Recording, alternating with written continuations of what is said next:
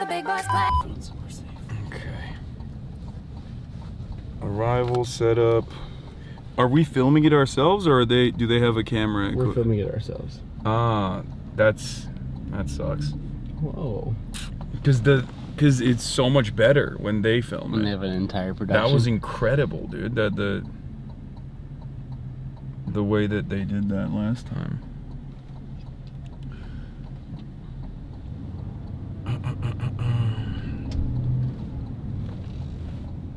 Yeah, there's also a meet and greet afterwards as well. Man, you really do have no social life? Asking if there's traffic in Chicago, Illinois at 6 p.m. on a Saturday, law? What the hell does that have to do with social life, bro? What the heliante? What the heck? You didn't like that one. Yeah, I mean, I don't have a social life, and I don't like being called out like this, but also at the same time, so what? What does that have to do with my knowledge over Chicago traffic density? Huh? It's crazy. Anyway, ladies and gentlemen, boys, girls, and MBs, we are currently on our way to Northwestern University in Chicago, Illinois, where I will be delivering a speech on God knows what. I am running on fumes right now. 2 hours of sleep, 3 hours of sleep. A little power nap on the plane too for another hour. So maybe a collective total of 4 hours of sleep.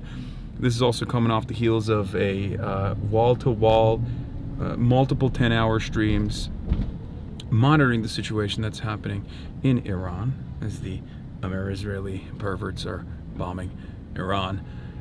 So I'm already very fatigued from all of that. And also, predictably, I have not written a speech. I will be freestyling it once again. Another 20-minute speech that I will be freestyling. Maybe it'll be a little bit shorter than 20 minutes this time around, potentially, because I don't know if I got 20 minutes in me. But then followed after the 20-minute speech will be a Q&A with the students. Very excited for that proportion as well. But yeah, we'll be filming it. We'll be live and alive the entire time. And yeah, that's it. We're back in Shy City. I will not be saying the other word, the other way that Chicago is referred to as Chirac. But I do not entertain such ways of referencing Chicago as a native now. I'm basically as local as a deep dish pizza by this point. You know?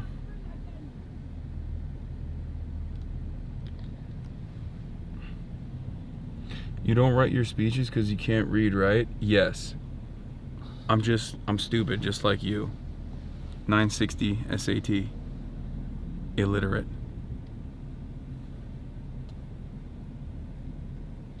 Yeah, it's not Chirac no more, it's Charan. We don't need deep dish here, that's for the tourists.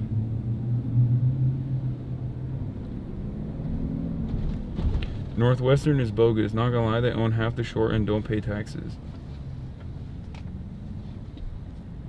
You remember your SAT score? Okay. Yeah, I don't remember that shit either. I don't know what my SAT score is. I was making a joke about gruesome Governor Gavin Newsom. My close friend, my close and personal best friend, gruesome Governor Gavin Newsom. We will be having another podcast soon. Yeah, well, we don't know when.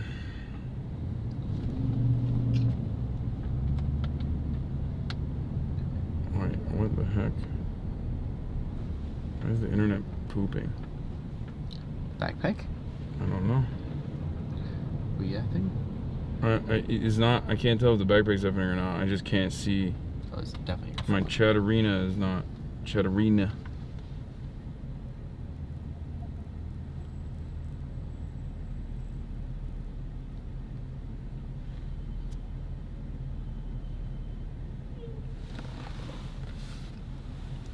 Can you check on yours? Yeah. Because it's not loading anything for me, so I have no idea if it's live or not. Is it making you nervous? A little bit. Yeah, it's live. Okay. It's not live on my phone for some reason. And I suspected it was because of the internet. But no, it's good now. Alright, never mind. I wish you visited Northwestern when I went there, HasanAbi. Sorry, I actually came to Northwestern right after you left on purpose. Like, I did that on purpose. I think the ACT in the military told me I could be turned into biofuel for the tanks. We don't need people in LA saying they live in Chicago. It was bad enough for people from Rockford shaking my head, shaking my head. As long as speaking to rich uni kids after speaking to billionaires and millionaires this week, my goat not beating the sold out allegations is Northwestern. I don't know anything about Northwestern's reputation. Neither do I. Tomorrow we'll be hanging out with Chicago Mayor Brandon Johnson and the Jam Podcast boys as well. For those of you wondering. So there is that too. So yeah. I hope you updated iOS, Hasan. Why is that? You purposely also didn't trim up that beard just to annoy me? Yeah. Yeah. Chiatola. Northwestern is a very expensive private school considered pretty liberal and elite.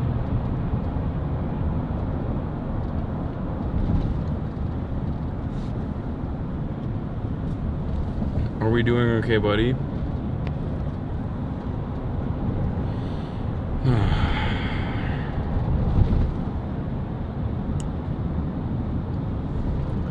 There's this one chatter who's still talking about fucking goats. Amish people are more likely to fuck animals. Where is this? Why is the Amish catching a stray in the chat? This guy's been locked in since he saw the Jake Lang post. Holy shit, Iranian oil on fire. Ken Klippenstein clip.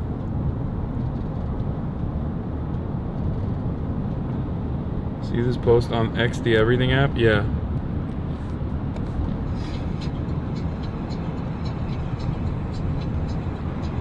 The music playing in the car is kind of crazy.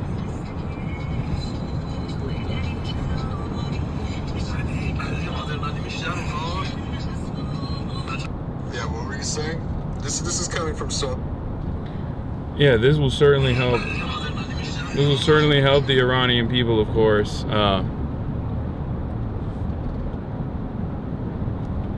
Ali Larijani, Secretary, Iran's Supreme National Security Council. Netanyahu called Trump on Monday before the attack and tempted him into this war. Trump admitted it. I was tempted. That's the caliber of a president of a great country. Over $1 trillion lost in the stock market in the first 5 days. Then another trillion. American soldiers dying while they lie about the numbers. 5 killed, 6 killed. Then suddenly 20 more died in an accident. You want to say America first? This became Israel first, America last. They wanted to topple our government and failed. Break Iran apart, failed. Turn our people against us, failed.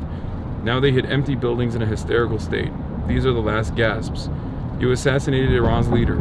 This is unprecedented. Our missile stockpiles are fully intact. The strikes will be continuous. We will not let them go.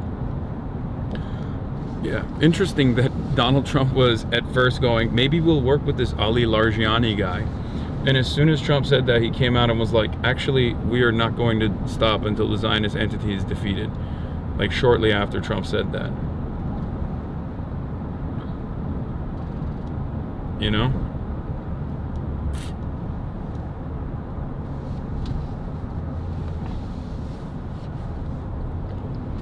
So do you know what the subject matter of this speech is? No. Does it have a topic, specific topic?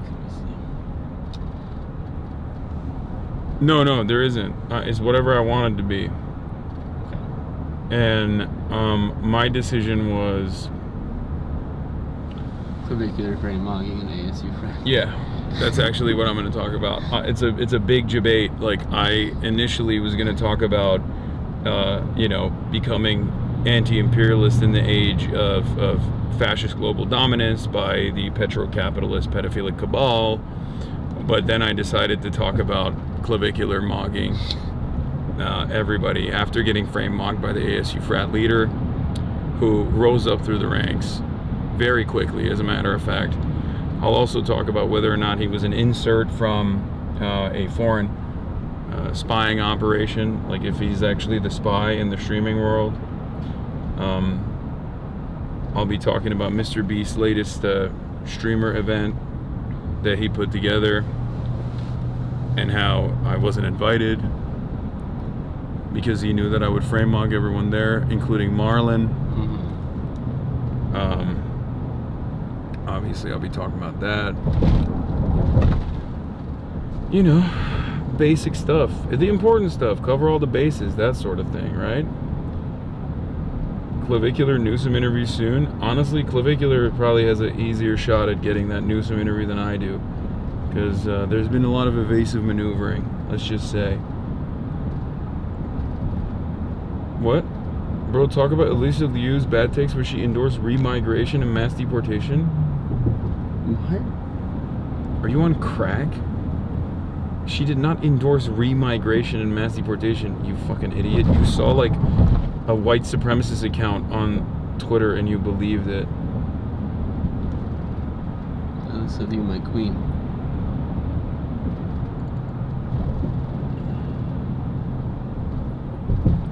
Speaking of gruesome Gav, it's actually been quite interesting that his senior staff all did a meeting with Zionist groups yesterday, and they tried to find a good landing pad for how Gavin Newsom can basically upset both sides to the best of his ability by giving a wishy-washy substandard answer on Israel conducting a genocide with unlimited weapons and unlimited tax dollars from the United States of America and unlimited political cover from the United States of America. Very interesting.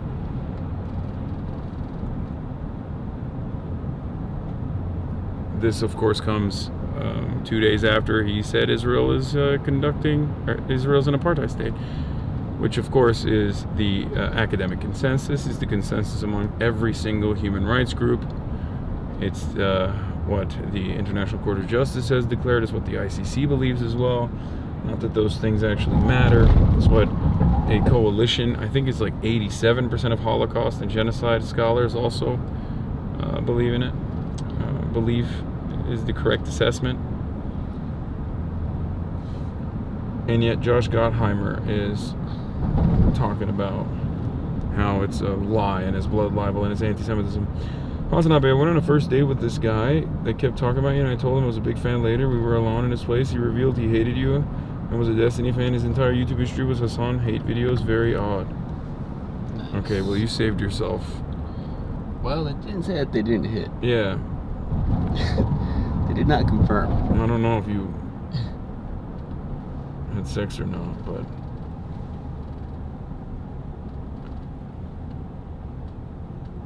Bazen öyle görünüyor ki Hasan Piker Türk izleyicilerinin söylediklerini duysa bile umursamıyor. Onların tepkileri sanki uzaktan gelen birçok gürültüsü gibi arka planda kayboluyor.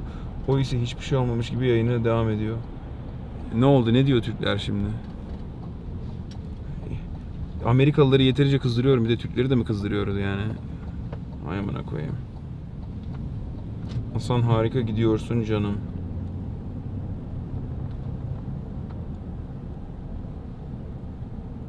What's the Asmongold Mystic thing? It's Mythical.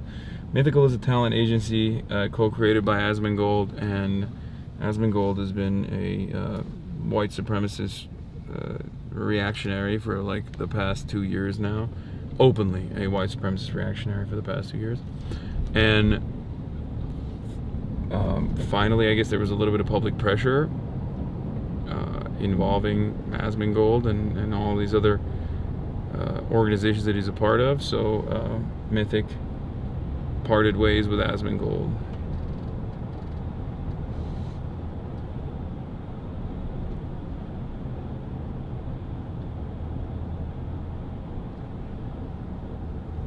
Asmon Cattle.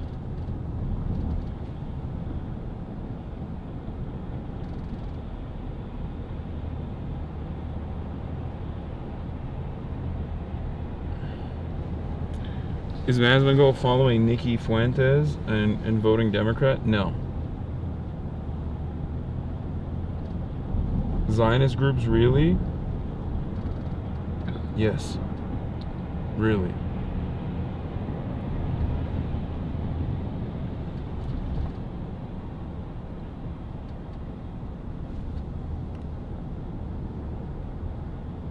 Twitter is blocking Center on Conscience and War's X account. That's not surprising.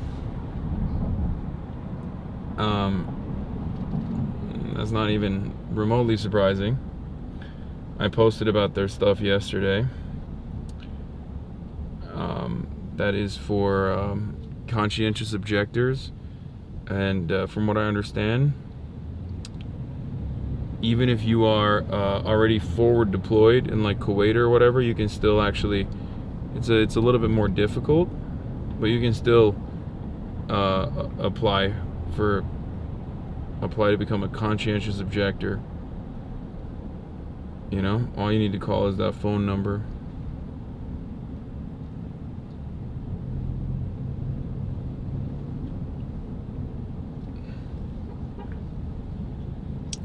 You know, if you don't want to die for Israel.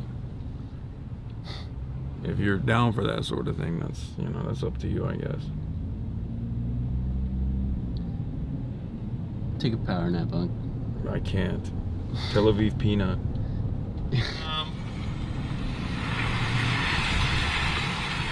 I would recommend him getting to cover. Quick. What, is it raining over there? Yep, raining metal. Well, never seen anything like that. Yeah. And the last there is, all right. From Iran. Dude, they're calling him... You're saying my goat's washed? They're calling him Israel's best talent. That's what they're calling him. I don't know. You're saying my goat peanut's washed. Your goat peanut is washed. You're a 30-year-old adult watching the burnt peanut. Kind of feels like you just admitted that you're a 30-year-old adult watching a peanut avatar. These days, VR chatter of the year. Go Goober Bucks or whatever the fuck he says. I don't know. He's just like, it's like peak faillennial humor. Yeah. It's the most co-worker content I've ever seen in my entire life. Look, the cattle gotta watch something, you know what I mean? As the world is literally burning all around us, the cattle have to keep themselves preoccupied with something. I put on the peanut to keep the horrors away. Yeah. Yeah. I love it. I love it when he's bobbing his head. It's very, very funny.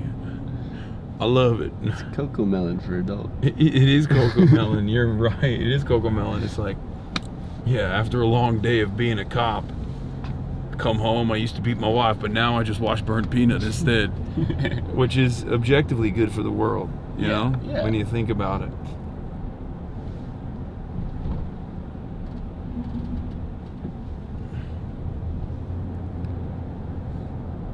Can someone link me the info for how to apply for conscientious objector? I'd like to forward this to my friends and family in the military so they don't have to die for some bullshit. It's on my Twitter account.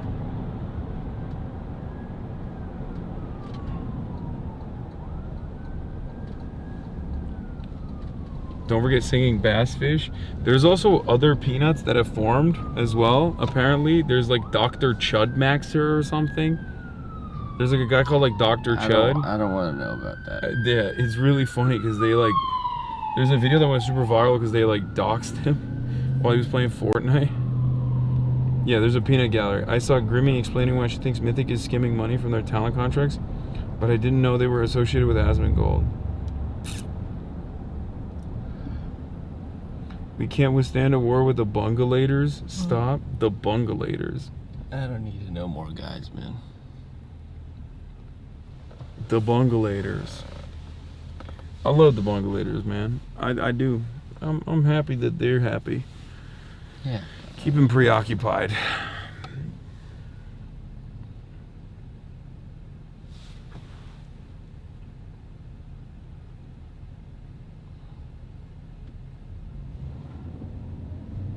Dr. Witnesser is the new Sheriff Peanut. Dr. Witnesser? What does that mean? I don't know. He's like some Christian Fortnite player, isn't he? I'm too tired, man. The latest plan is to try seizing the big Iranian oil terminal, Qasem Island, literally trying to plan a D-Day in half a week with 1/10 the logistical support they would need versus 40 years of Iranian planning. I mean, that's, I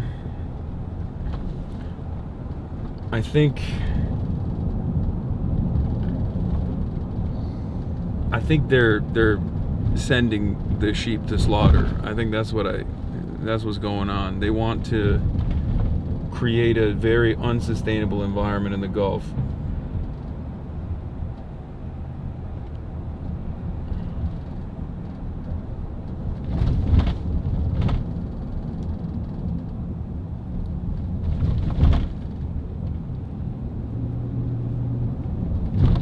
You missed Nazi Gold's best take yet? We just let him hit our bases because it's cheap to rebuild. Nazi cope. Asmin cope. Yeah, it's actually based when I see a $1 billion radar system that will never be rebuilt get destroyed by a $10,000 lawnmower with a fucking propeller on it. Yeah. Here comes the lawnmower grenade.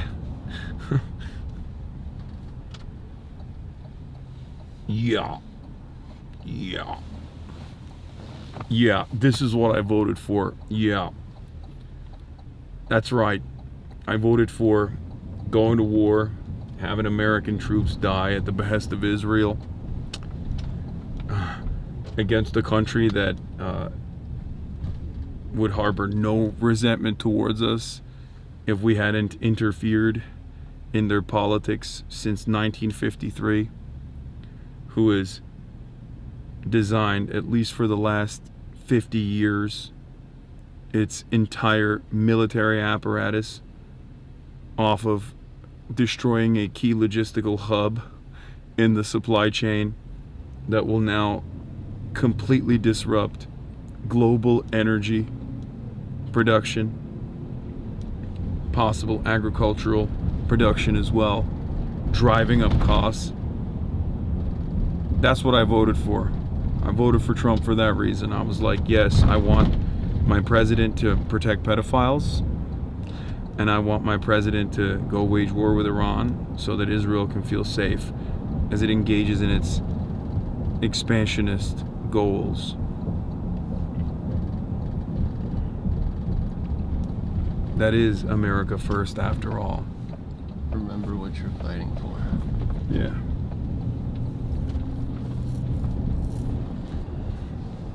Yeah. Based. It's a tough sell, man, but honestly, it's a tough sell if you have like 3 working brain cells, but this past week has shown me that Republicans don't have 3 working brain cells. They don't even have 1. They're just going about their day. Like tomorrow when the market's open and the gas prices keep going up and up, they're gonna be like, oh, I don't know what happened. Joe Biden, why'd you do this, Brandon? You fucking asshole, you know? It's great. Straight cattle.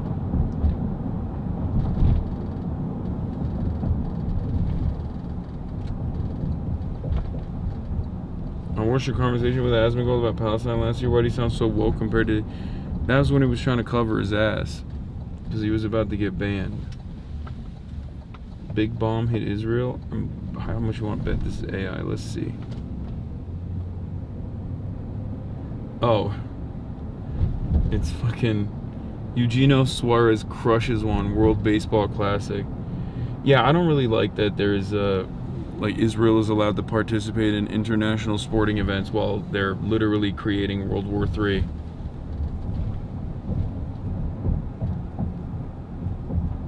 I feel like that's not great.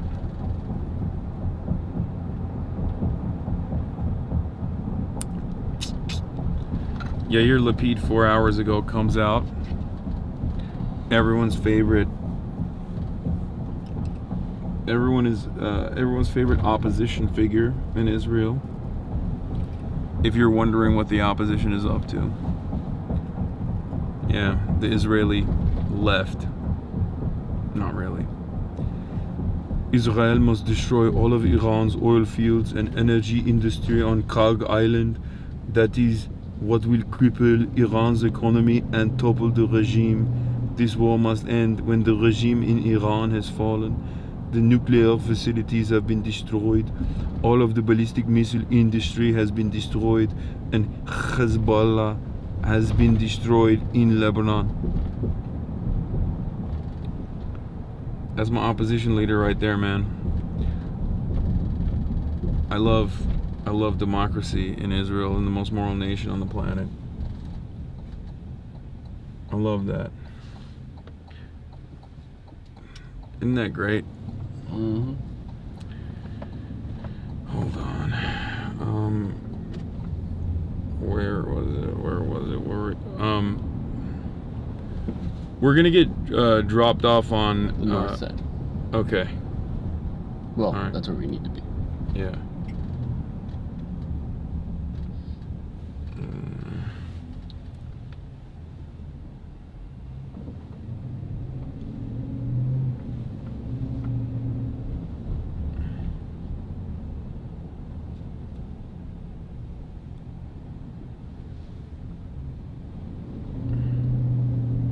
You should read out the Israeli left position with an accent at Northwestern. No.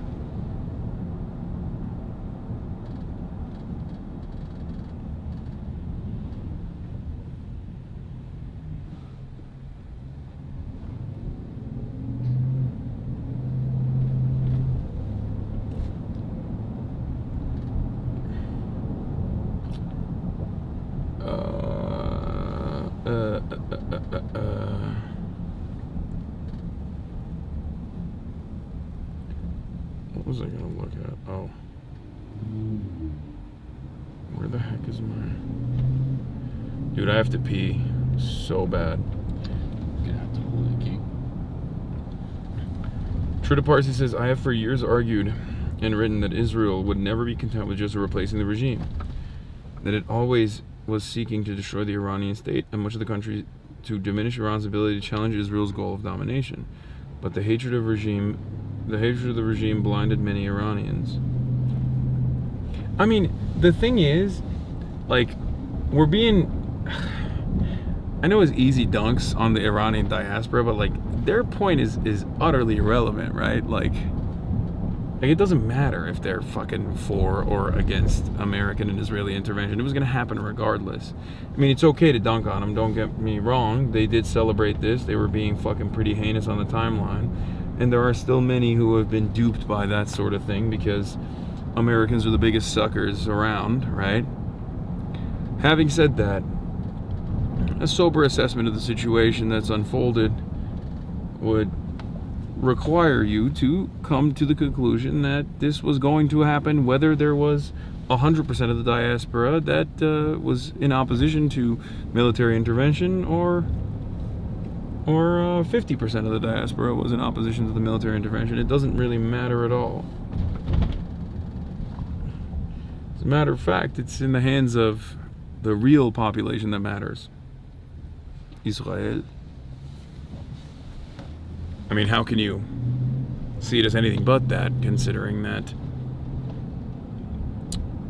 the only group of people on the planet that is supportive of this is the MAGA cattle in the United States of America by 84%, and the spiritually MAGA nation state of Israel is around the same, 86%, I believe, is the current approval rating of striking Iran. The Iranian strikes are very, very popular in the state. So I love when people go, well, Israel's a democracy, and it's like, okay, well, they're democratically fucking assholes.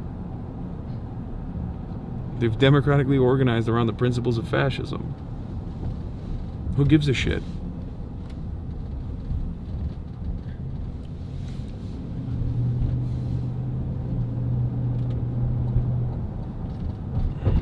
Can you visit Pritzker while you're here and tell him to convince to keep the Bears in Chicago? Sure. Unfortunately, it's quite popular with Iran too, at least amongst my family still in the country. Yeah, your family is in the minority, chatter.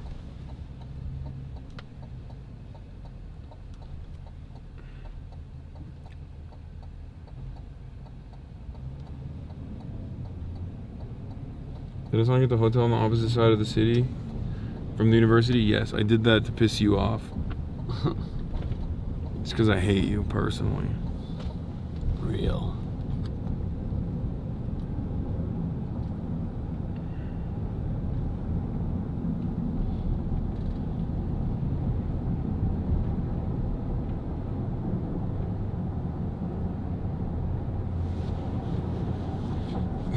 The chatter said, I've Instagram DM'd you my brother's handle. He can show you around. He's shown NFL players around West Loop where the party's at. I'm 34 years old. He's about to respond right now. How's the peeing situation? Check DMs. The peeing situation is very bad. Sir, we're gonna get out on the north side of the building. North side? Yeah, so Yeah. you just go a little further, make a right Yeah. on Tech Drive. So it's your next right. No. Yeah, you just keep going up to that light and turn right. The line Yeah. Yeah, and then it will be here. Yeah, right there. yeah, right there, and then we're going to the And you can just turn right on that street and then keep going. You'll see it. yeah. Here. Yep. Yeah, right here. You turn it right here.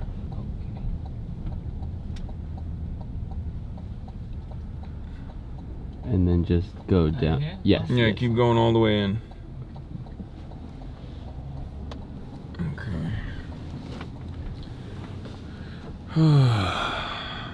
And then go all the way to the back. I think there's like 2 people there, yeah. Yeah, it's those guys right there. Okay, chat.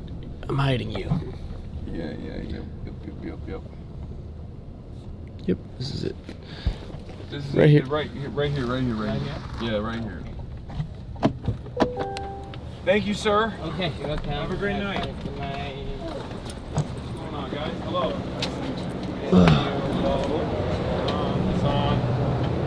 Guys. Hi, hello. I'm March. For the heads up. Of course. Hi. I think on the street, you actually have to go to the bathroom. We're going to do that first. Or... Yeah, I have to go to the bathroom first, for sure.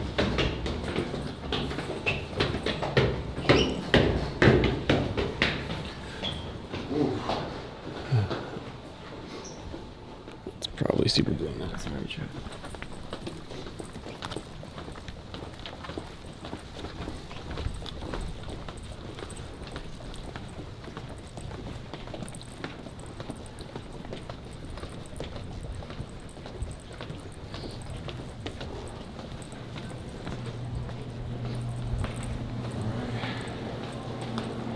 You'll go. Yeah, I'm good. All right, he's just gonna go pee without me. What's up, guys? This camera's still hot, by the way. Just a heads up. Do you want... wait. Yeah, where's the room? It's literally right in that. Yeah, I'll go in. Okay, Oh, I'll take March in so you can set up. yeah. Oh, I'm at the green room. Oh. If there is one. There is, but now it's like 6:40, so... Okay, so I'll wait with something. Okay. No, there's no one in there yet. Oh, The students aren't in. no, I know, but when he comes out, I want him to be on stream still. Oh, okay. Yeah, and then I can hand him the camera and you can show me where I'm going to set up, and then I'll Okay. do the swap as quickly as possible. We haven't let any students in until you get set up. Okay, great. So it is the same auditorium he's going to be talking in, but Great. still. Sounds good. How you guys doing? Good, good. Actually very tired, but good overall. How was your guys' flight? It was alright. It was just really early.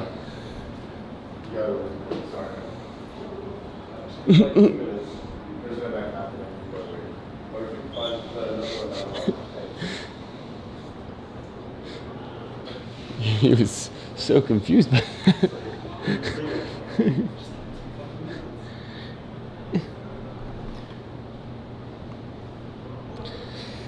Sorry, chat. Blame Hasan. He's taking his sweet ass time in there. He's got a heavy stream today. Okay. I'll talk to you guys though. Are we even effing? Let's see. Okay. Oh no, we're good. We're not effing. Let's go.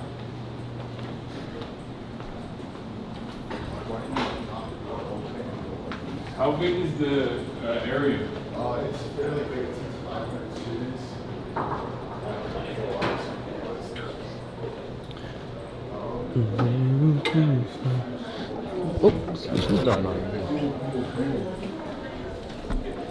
Now, Mark, Yes. Hi guys. you have a couple places that you can either try out the balcony or you can take whatever seats you want. I think we did reserve that center area. If you Yeah, the center area I think would be fine. Yeah. But yeah. Okay. Cool. Up to you. Yeah, we're live already. Yes. We're live right now. We're streaming. Got that chair for you. We had a few other ones, but we figured taller, so. Okay. I can sit there. And then the Q&A portion, I just do like I just deliver a speech, and then the Q&A portion is just like students asking questions. Yeah, so we're gonna have a line, and we're just gonna have students come up. Cool. Ask you the question, then go on. All right, perfect. Yeah. Yeah, let's go check them out. I'll switch to the lobs and then just get a straight shot from the middle. Okay. I have the long lens on here too, so Yeah. should be fine. I'll have one lob, and then the other lob will be the student microphone lob. And boy, they're gonna have a mic that plays in the whole room, so the lob should be able to pick up what they're saying. And if not, then I'll fix it in the moment. Is that one on? We have to turn it on. It should work. You want me to turn it on here as well? Yes. I did. Just now. Yeah, this one works. Yeah, that one works.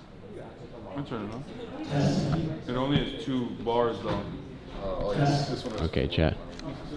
Chat, I'm actually gonna swap your mic right now too. Okay. Do you want me to turn it off for now though? Because I'm gonna be in the green room, right? Yeah, sure. So Oh, just kidding. We are going to the green room. flip it on and just keep it on. Okay, wait, how many bars? That one's 4. I think we're gonna get the photo. Yeah, it has 4, yeah. Hey, I'm Mark. I'm the other What's up? co-president. Nice to meet you. We're gonna do a photo with our exec board in a second. Whenever are you good with the mic? Yeah. Okay, cool. I'll just put it on after. Do you guys want to come up and we could do it up here? Cool. Give me the bag. I'm gonna do a mic swap. Okay.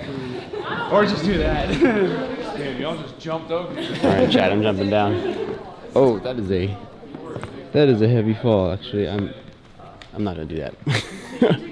I'm not about to eat shit on camera. Who's a good photo?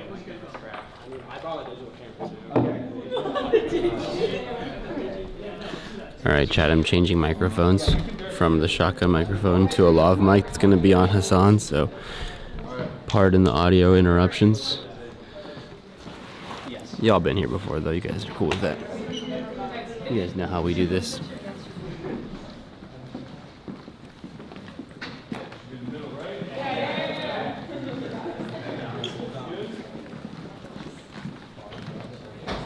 I'll let you see what he's doing.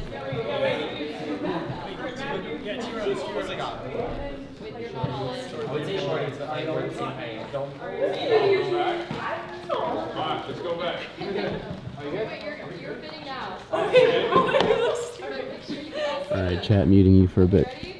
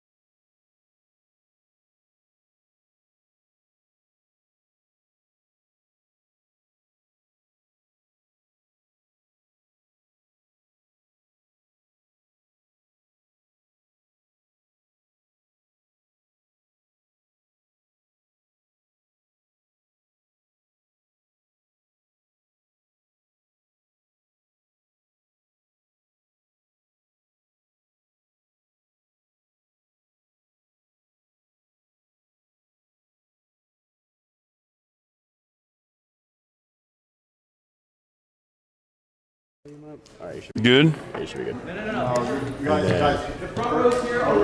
Can you guys hear me? I can hear. Yeah, they can. Okay. Bro, they do not have energy drinks here at all. That is, I'm so dead. I'm so tired. No, just here. Put our stuff over here. Okay. Yeah. Just right here. Sorry. People gonna be coming back. Sure. Wherever you think is safe.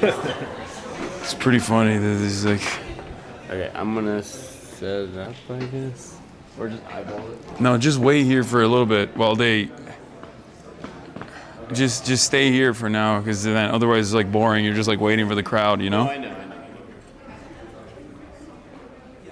I'm healed. The school with a school. Somebody make a run for student store and get my man's a monster? No. What? I'll say I want to go there and close on this. It's fine. I don't care.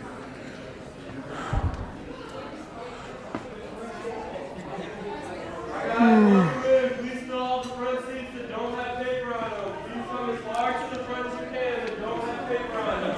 Thank you. So what? Well, they were, and then they just started. Whatever. It's all good. People sitting down.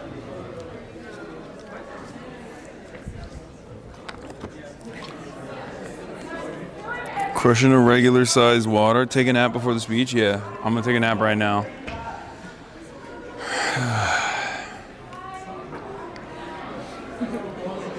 What are you laughing about? No reason. Here, let's go over here. Why? You don't want to spoil it for them. You don't want to reveal yourself too early. Yeah, they're gonna see me and be like, that's what he looks like? I'm out. That's what he looks like in person? Gross.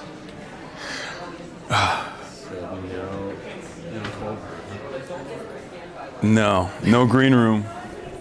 No green room on my rider. They'll be hearing about from my manager about this. Tisk. Yeah, we're monitoring audio and watching the whole time. Yeah.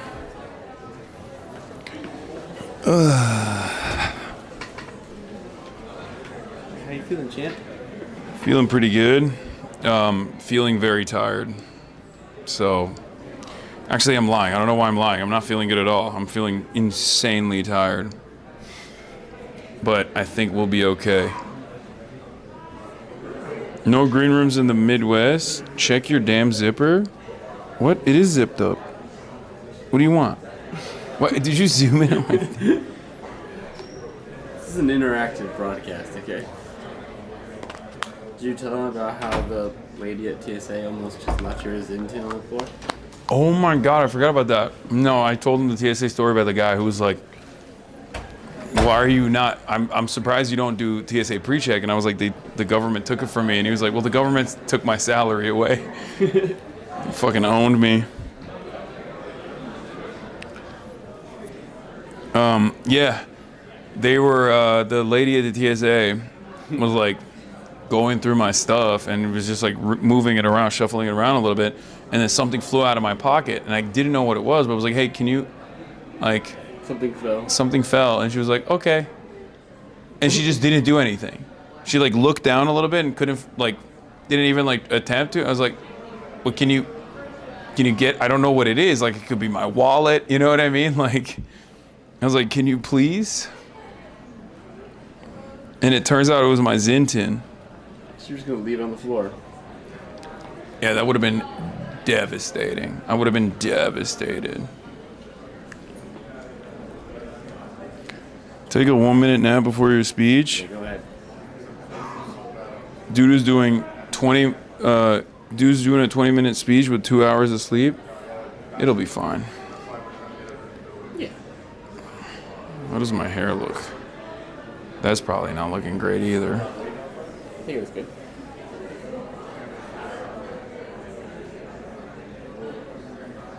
It's fine. I don't love it, but what are you gonna do?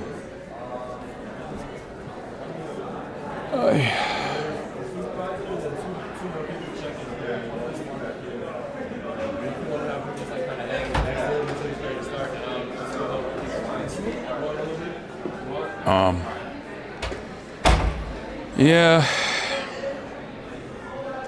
I'm just gonna do my regular stream commentary. I've decided. Do you need an energy drink?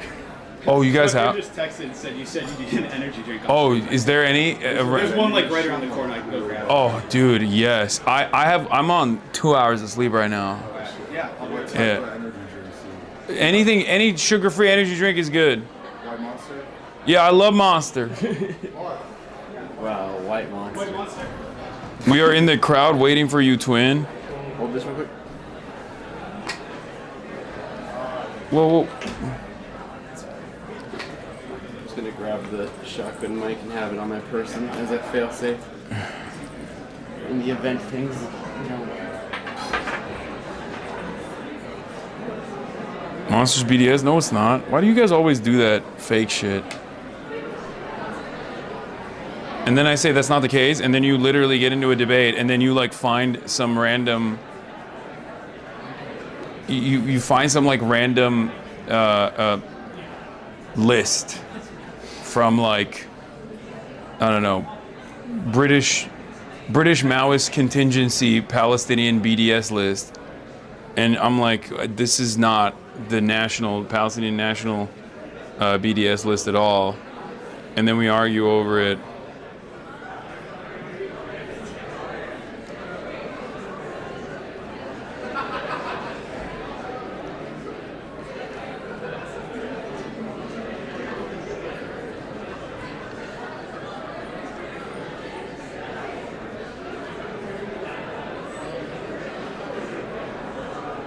Coke owns Monster, you fool. It owns 10% of it? Okay, I will spill out 10% of it. At the end of it. You will do 20 minutes of live? Okay, buddy, that's what I'm gonna do. There's someone in the crowd watching the stream. There's a lot of people watching in the crowd, I think.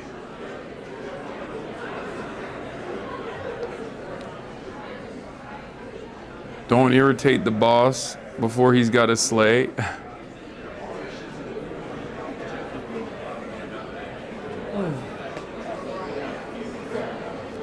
Monster will fuck your stomach up. Crawl will just be looking at their phones watching. That's like peak. That's peak Gen Alpha, peak Zoomer. Instead of looking up, watching the stream on their phones. On mute. That's how Zoomers react to the world, really.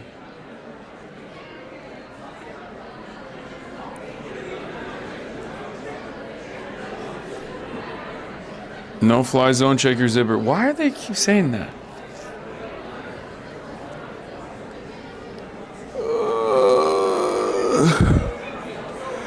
gonna do. Don't listen to all those comments in chat.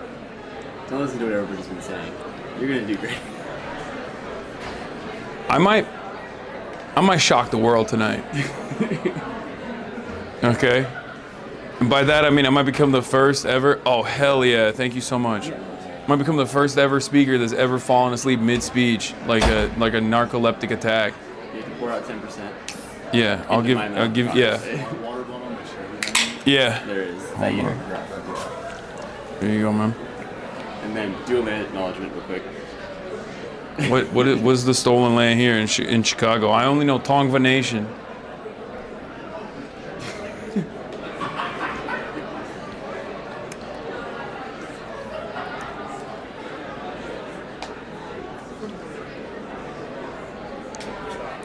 Lock in, you got this.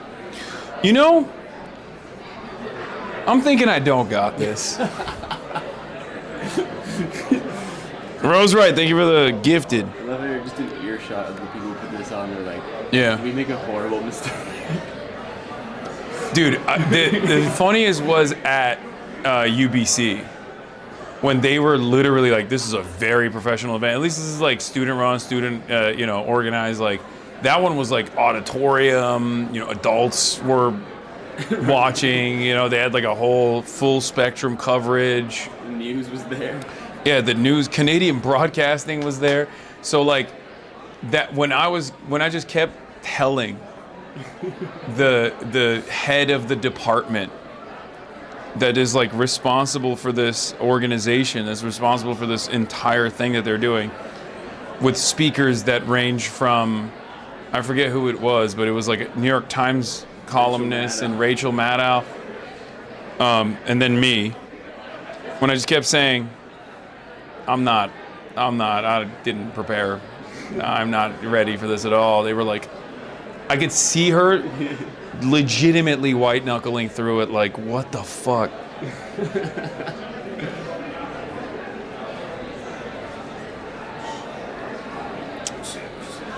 What are you looking for? Let me get a hit, dog. Yeah. Get a little taste. Escaping 100 years of the century of American domination. Where's the white monster? You weren't getting invited again, little bro?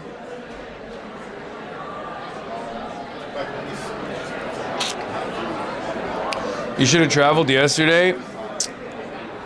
Oh my God, why didn't I think of that, dude? Oh, that's right, because the entire world is collapsing all around us, okay? And I have to do full spectrum coverage. You should start doing meth. That's true. I should be meth maxing, kind of like my boy Clavicular. My goat Clavicular, he meth maxes. And he also stays low cortisol because he likes to balance it out with beta blockers.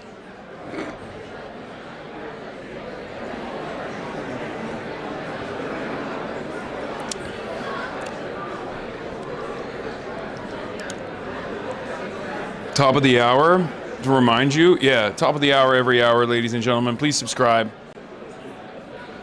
If you want me not to fail, subscribe now, which you can do for free. To the Biker Broadcasting service, you can subscribe for free with a Twitch Prime, or with a $6 a month subscription, or you can gift subs. Unfortunately, there's no soundboard that I can hit, but if 1,000 people subscribe right now, I'll hit a fa in the middle of the speech. How about that? Please don't do that. I know one of those kids got coke on him. Oh, definitely. Get those gifted subs rolling. Damn, they're coming in. There you go, King.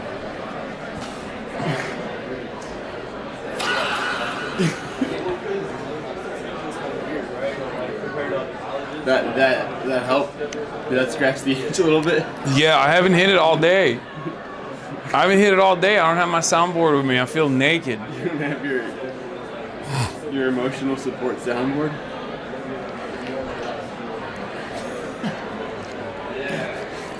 I need You it. have the kid with, from Bob's Burgers.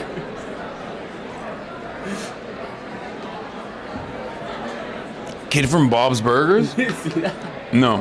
With you as the kid from Bob's Burgers with the soundboard. Chat, somebody has to have that. Please, somebody send that to him. Not the white monster, bro. This is sustenance. This is life, dude. It's Agartha memes are real. I'm ready for the world down under.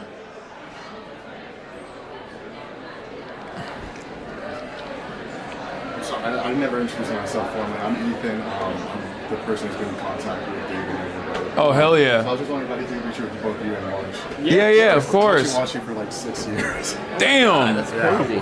That's so. What were you like 13 when you started watching? 15 and I'm 21 now. That's crazy. Insane. Chat, say.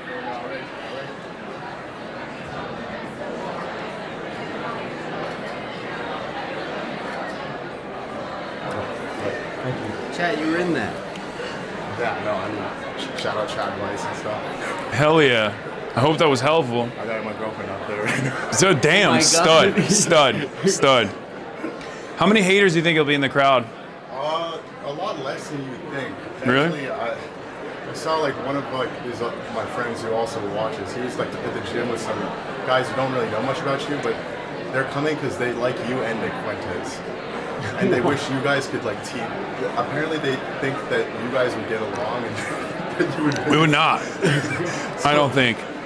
We have a lot of people who are into just like social media and that type of thing. So they just see Oh, so no like Israel counter demonstrators? we have a few people, but they're less bold now. And when I did UBC, we did this massive event. I don't know if you saw. And apparently, like first the CIJA, it's like the Canadian APAC. Is that they try to get you? Yeah, they try to get me banned from entering the country. They failed on that, so they did like a counter event for like 20 people, and then some, like it was like the Canadian version of Jewish Insider wrote an article about it being like two battling, one campus, two battling narratives. Like they brought in dangerous anti-Semite Hassan Piker to campus. Like they gotta hand it to them. They don't give up on this guy's an anti-Semite narrative. Well, I mean, we approach it from if they want to come ask you the questions, right? They can. So I feel like if they have any disagreements, they're gonna come open valid. And you have no restriction on what you can say either. So unless like they start being disrespectful or whatever. Yeah. How far out are we from? We're expecting at 7:10 that we start the speech. So we have like a few minutes, but I mean, it's fine. I just wanted to get an idea of when I should run out there. we're kind of just keeping an eye on. If you want to see how many people, we still haven't filled the balcony. Started filling the balcony. We're almost done with the first level, but because we're scanning everyone's student IDs. So I think that's. There's like 10 people out there, bro. You got no motion. Yeah. It's over, chat. There's no one there. Oh yeah, the soundboards are in addition. Thank you. See? This is why I do it. It's for I feel Ethan. like I'm the target demographic. Exactly. All the unks in the chat, they're like, meh. I don't like it. No, they all love it now too, actually. They all spam FAW every time. They'd come around. Yeah, especially I deleted TikTok and like Instagram. I'm Nice. trying to get off social media, so that's like my fill of edit type stuff.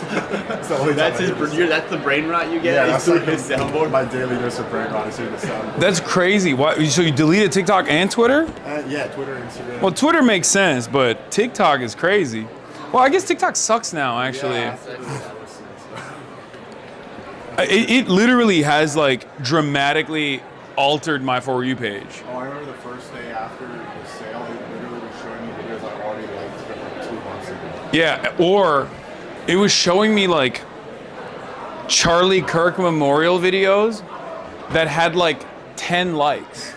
I was like, there's no shot that there is. Okay.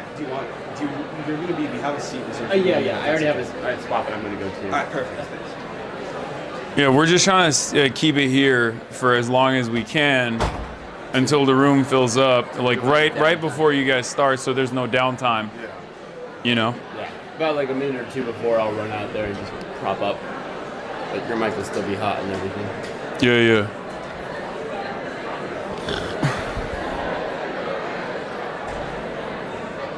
I still think it's garbage and don't like it, but I've had to deal with it. That's a crackhead right there. Check outside. Oh, here's the Boss Burgers Eugene meme. Thank you, Chatter. Well done. Marsh, if you need anything, just give me a text or call. I'll be back. Oh, Well, it's kind of too bright, but yeah, they've all seen this. it's funny. It's the original. Okay, well, Although, you guys might not like it, but this is what peak performance is all about, all right?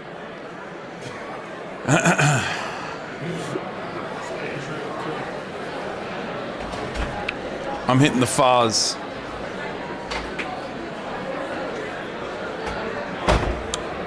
Down under.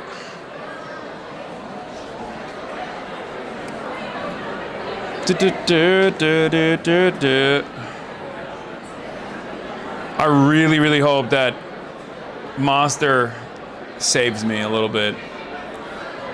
Because if it'll get you to the hard part. yeah.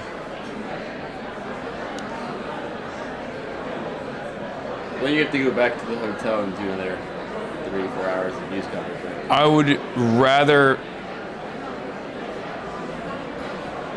put myself in a trebuchet and launch myself directly in the vicinity of the nearest spiked rails and die.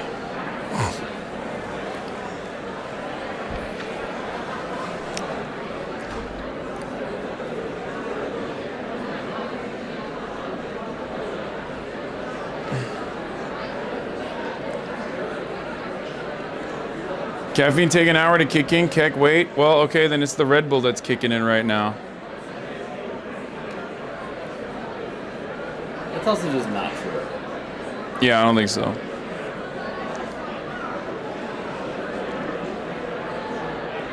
Cook Bro is not going to be Lennon today.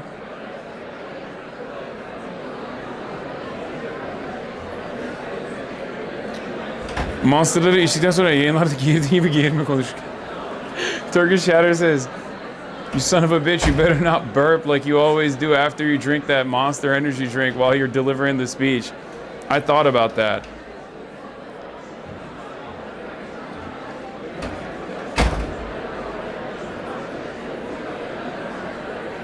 Imagine I just burp around. That's when we know if the entire audience is just HasanAbi heads or not, because they'll be like, they're used to it. Chatter clocked you so bad? Yeah.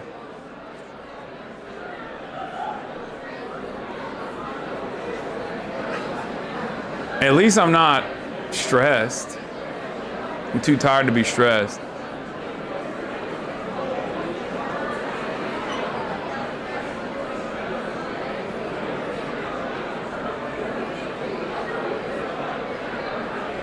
Still chopped? Still chunk? Yeah, still chunk. There's no one out there.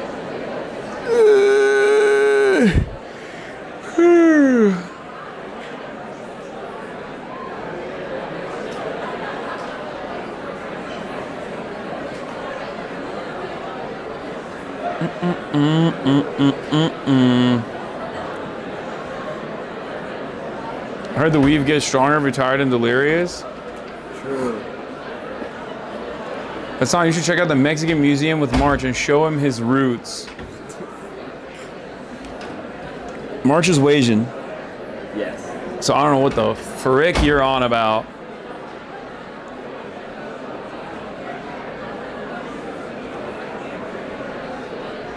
Also, why is there a Mexican museum in Chicago? Chicago, Chicano. That's where it comes from. Little known fact.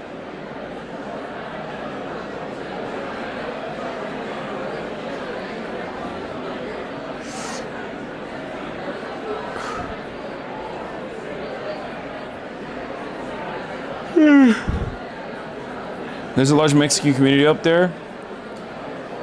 I found out that there's just Mexicans everywhere. Yeah, we made it everywhere. What do you mean we? They made it everywhere. Yeah. Chicago has one of the largest Mexican populations in the United States. Shit ton of Mexicans in Chicago. What the fuck do you know? That just doesn't make sense. Because Chicago is such a, like a spiritually Polish part of the country. And it doesn't fit in my theory of the closer you are to the Southwest, the more Mexican you are. And the closer you are to the Northeast, the more Italian you are. Chicago somewhere in between would be the Polish. So, because it doesn't fit my theory, I'm gonna respectfully tell you that there aren't any Mexicans in Chicago. Yeah, I agree with that.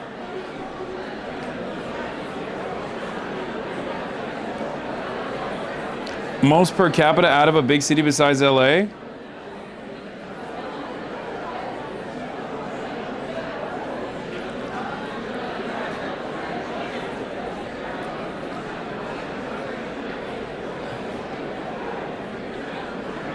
Huge Mexican pop, you mega dumbass. Okay, why are people getting mad at me?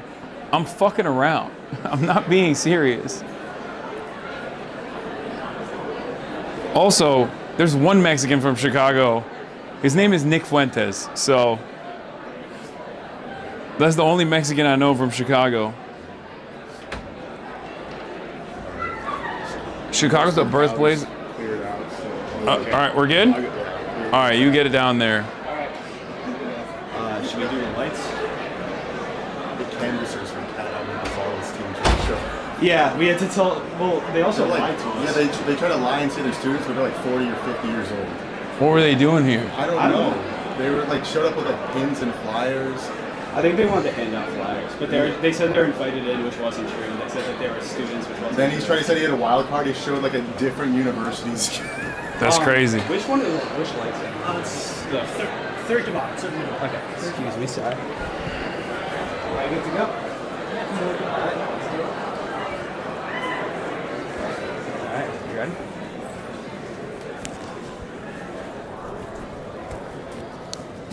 Damn, everybody got quiet real quick. Nice.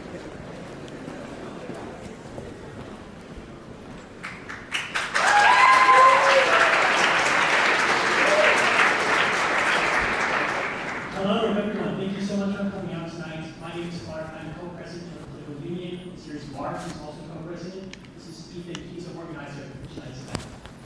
Thank you all so much for coming out. Thank you to the support staff for setting up this speaker event, and thank you to all for coming to tonight's event. Yeah, so I'm just going to talk a little more about the political union. So we're Northwestern's only nonpartisan political forum on campus. We meet every Monday at 7 p.m. at Softball 201 to discuss relevant political topics at the time. And we also do events like this one. So if you're interested, we'll be sending out our lister or just come to Softball 201 on Monday at 7 p.m. With that, ladies and gentlemen, without further ado, HasanAbi.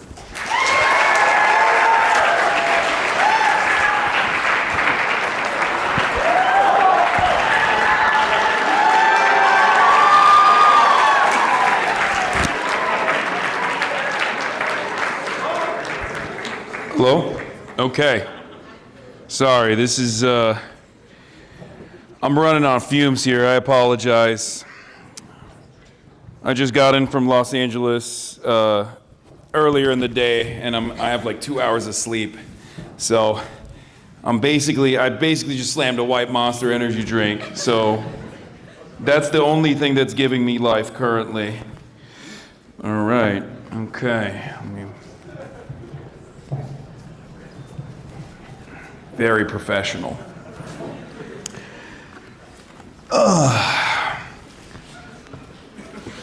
How's everybody doing tonight?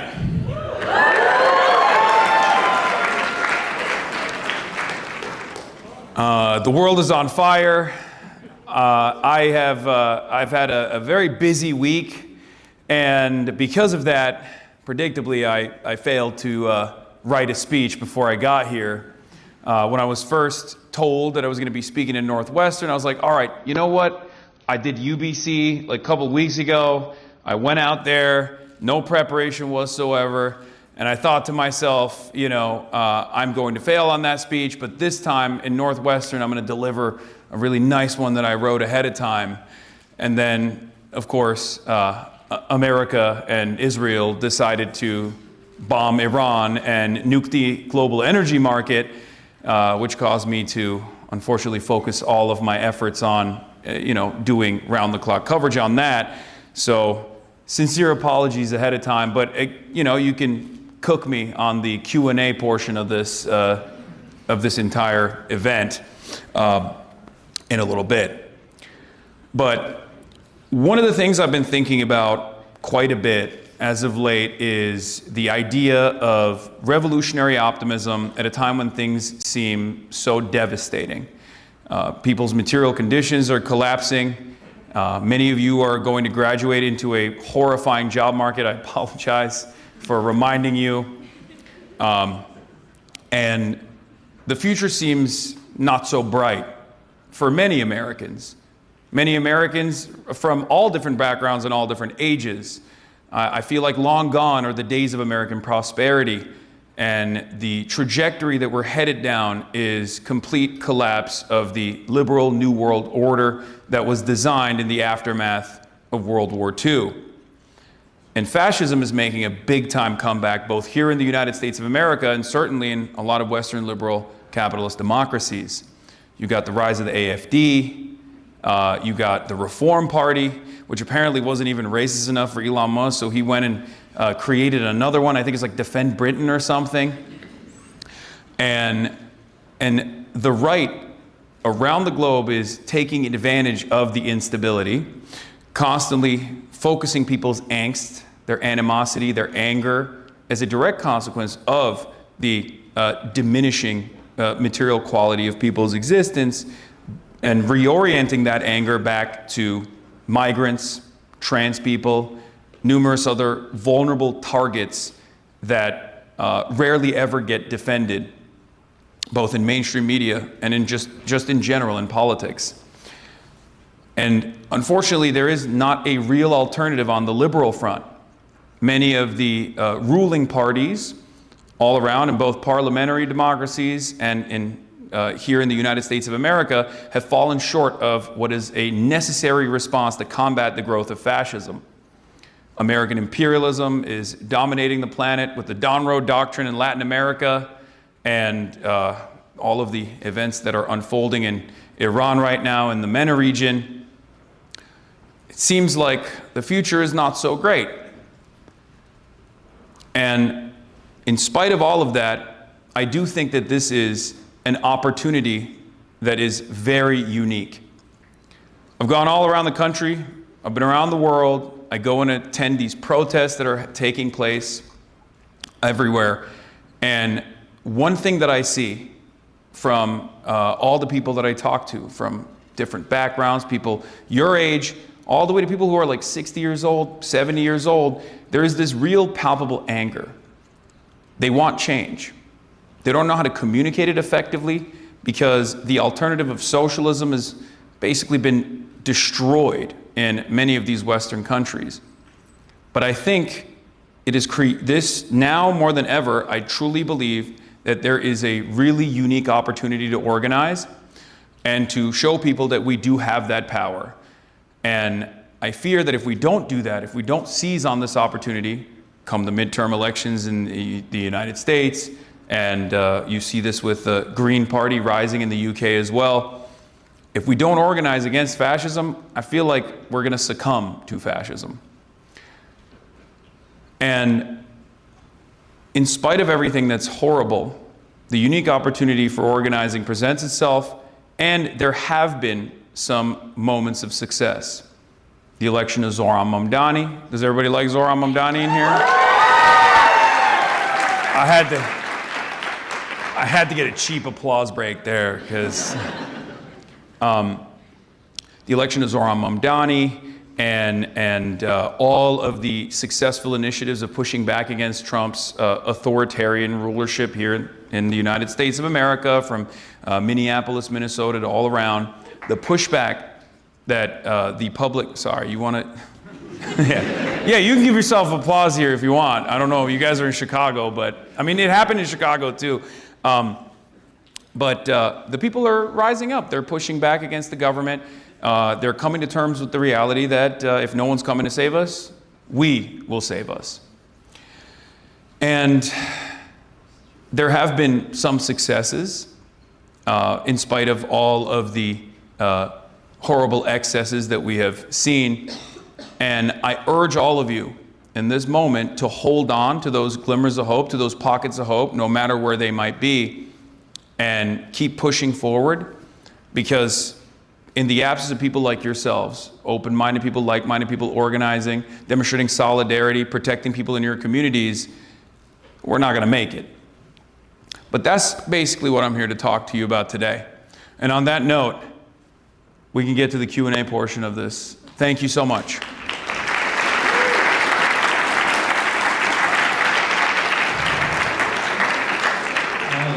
So we'll have 2 lines for questions, 1 in each aisle. So whoever wants to ask a question, just walk up to the clock.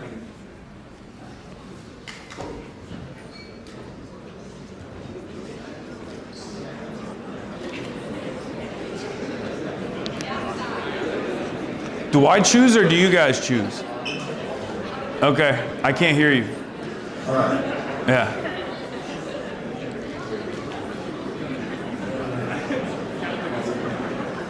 I wanted to start us off with a lighthearted question. I know you're a Zinner. Do you prefer the Swedish Zins or the American Zins? Oh, American all the way. American Zins all the way. I've tasted the Swedish ones. I feel like it just doesn't taste as good. I don't know what they put in the American ones. Maybe it's probably the chemicals. I'm a big fan of that. I'm like the anti-RFK Jr., where I love chemicals. Give me more chemicals.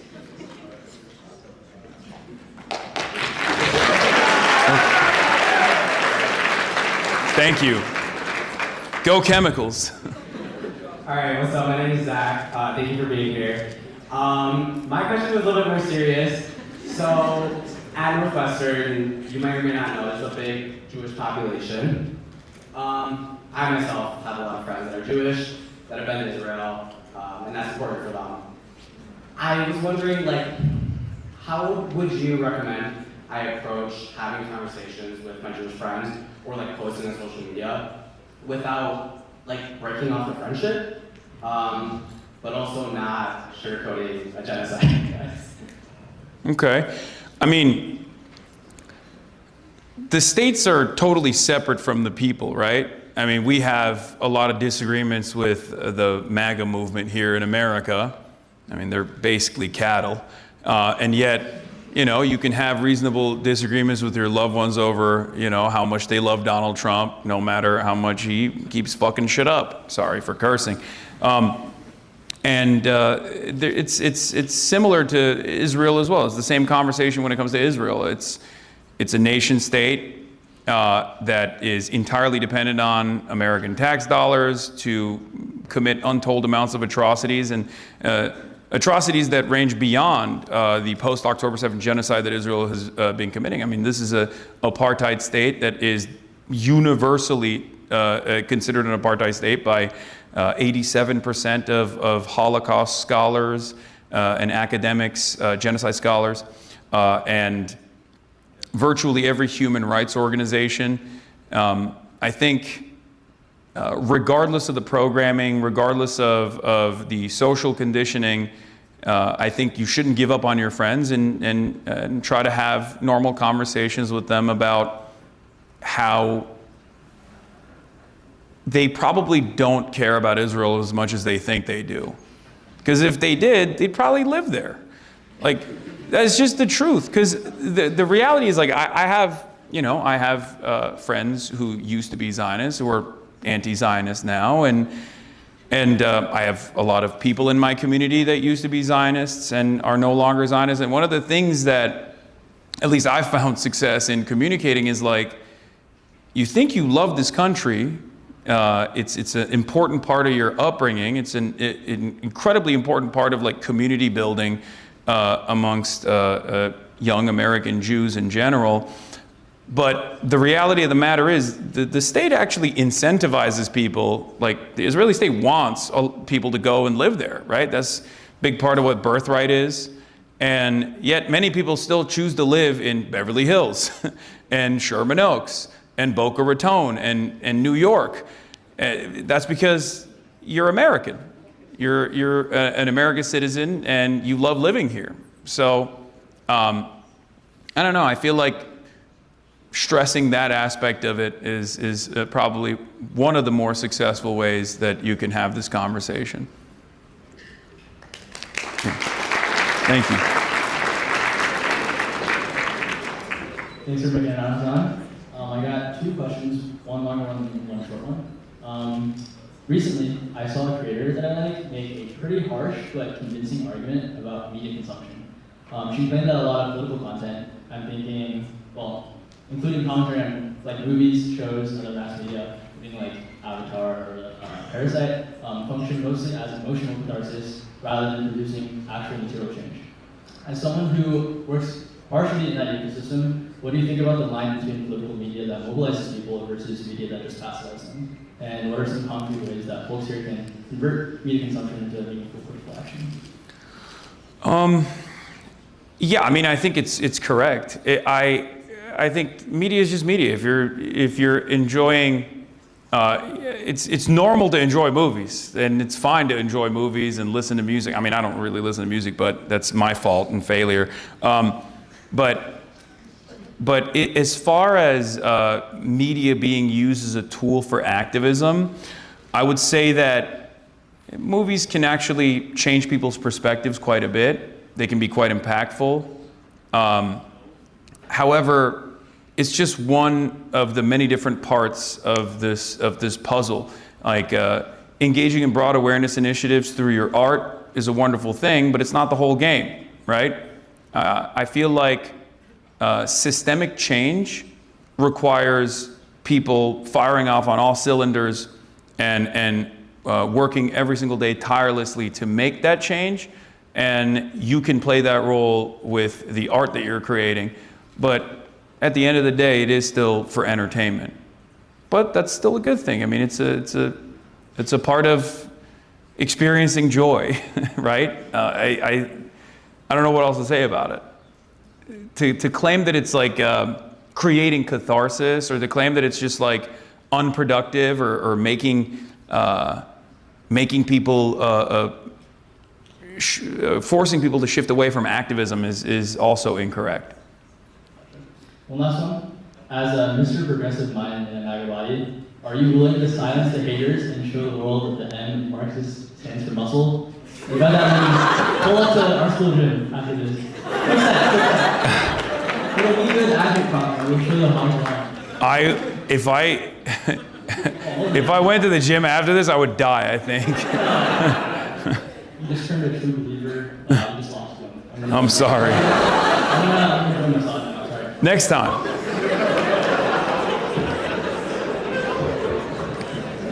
Hi, Hasan. I wanted to ask you about, well, I'll say this. So, you identify as a leftist. And I think in the United States, there's this tension between whether or not to keep doing Democratic Party entryism and to actually form a robust third leftist party. And I was wondering, really, at what point do you see yourself being part of the actual formation of a third alternative leftist party that is total financial independence from the Democratic Party? Because, I mean, frankly, at this point, it seems that continuing to work within the Democratic Party is not working, is ultimately going to fail. And actually, I mean, this has been theorized for at least 150 years that you cannot work within bourgeois parties for a true leftist movement to succeed. So at what point will do you think start advocating for that to followers or large audience? Yeah, it's a great question. And it's one that I've thought about quite a bit. It's one that I've answered also endlessly, but I'll do it again. What America lacks at this moment is class consciousness. And without class consciousness, you can't arrive at any sort of revolutionary organizing. It doesn't materialize out of thin air. In order to activate the masses, you have to go to where the masses are, and you have to speak the language that they can understand. And in our current two-party system, where we have two major parties, and one very ineffective, very weak or controlled opposition party, and one fascist party, given the time constraints that we have, I try to take advantage of the availability of the Democratic Party to communicate my message to as broad of an audience as possible. And I think we've seen some success with that. Bernie Sanders ran, although he's an independent, he ran as a Democrat in 2016, and I think that was a big part of the reason why the DSA started gaining a lot of momentum. Same with AOC. I think the Democratic Socialists of America got their largest amount of membership after AOC's victory, the underdog victory of AOC. And then once again with Zohran Mamdani, DSA reached 100,000 members. Now, DSA currently still also operates in a similar function, right? It still operates as an entryist party. It doesn't have its own real working, totally separate party. And that is partially because we still don't have the numbers. Approximately 40% of Democrats now self-identify as Democratic Socialists, but these things take time, right? And there is a lot of political education necessary for the masses to start really understanding what that means. Because right now, for a lot of people, when they say, oh, I'm a Democratic Socialist, I have a friend whose 65-year-old mom has started referring to herself as a Democratic Socialist, but she doesn't know what that means. You know, she just thinks like, oh, it's like a cool Democrat, like a different, younger Democrat. For many, it also just means social democracy. Obviously, it's something beyond that, right? It's we're supposed to be agitating and we're supposed to be changing the system, the economic organization of society away from capitalism to socialism. There's many different ways of doing it. But like I said, given that we live in the imperial core, given that we have no class consciousness after 100 years of the destructive force of devastating labor initiatives and through the Red Scare, completely removing the left alternative, the socialist alternative from American political consciousness, we still have a long way to go. Or at least that's what I see for the time being. But there will come a time when I think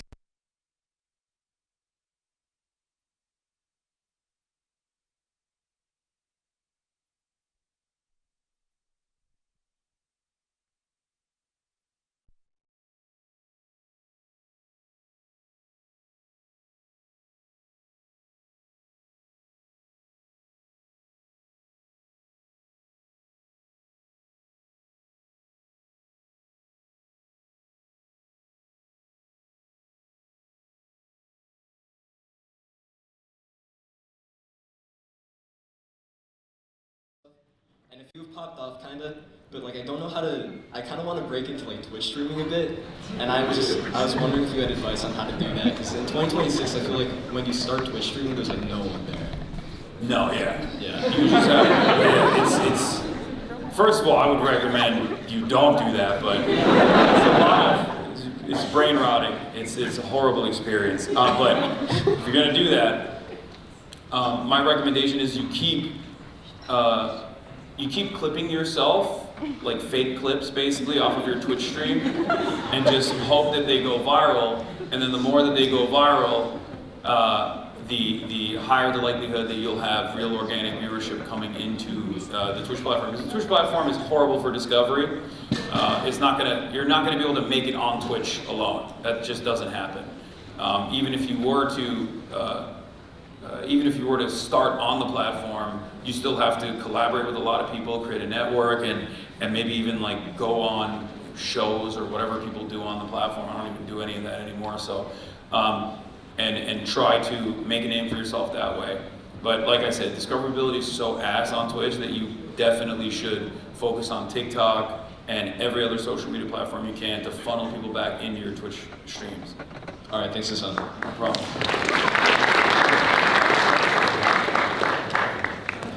I really like how that other kid like upped the stakes to the Q&A by joining the Mossad after he didn't like your answering questions. So we'll see what I do after this. Just wondering, you have a wide set of political beliefs that you believe in, very ardently. I'm wondering, can you give like an overview of what you would say are the philosophical underpinnings of those beliefs, and like what those, let's say, first principles are grounded in? Okay. Yeah. Sure. I feel like you're going to join Mossad too after this. Empathy first. That's what it is. I want to improve people's material conditions. I want to live in a society where everyone can prosper. I feel like there is a lot of organic potential that gets lost all around the world, not as a consequence of some kind of like genetic setback or anything like that, but specifically as a consequence of what their spawn point is. And I want to improve that for everybody else by having by building more egalitarian society so we can truly advance. Avoidance of unnecessary conflict and a hope for a more prosperous future. Those are some of my first principles. As far as like my own personal ideology, I guess I'm a leftist because I see no reason to make a distinction between different ideological tendencies on the Marxist side or the anti-capitalist side, especially because most people don't even understand what that is. So my goal is to try to engage in agitation to the best of my ability so that people can go on their own journey and first and foremost recognize class consciousness, their class position.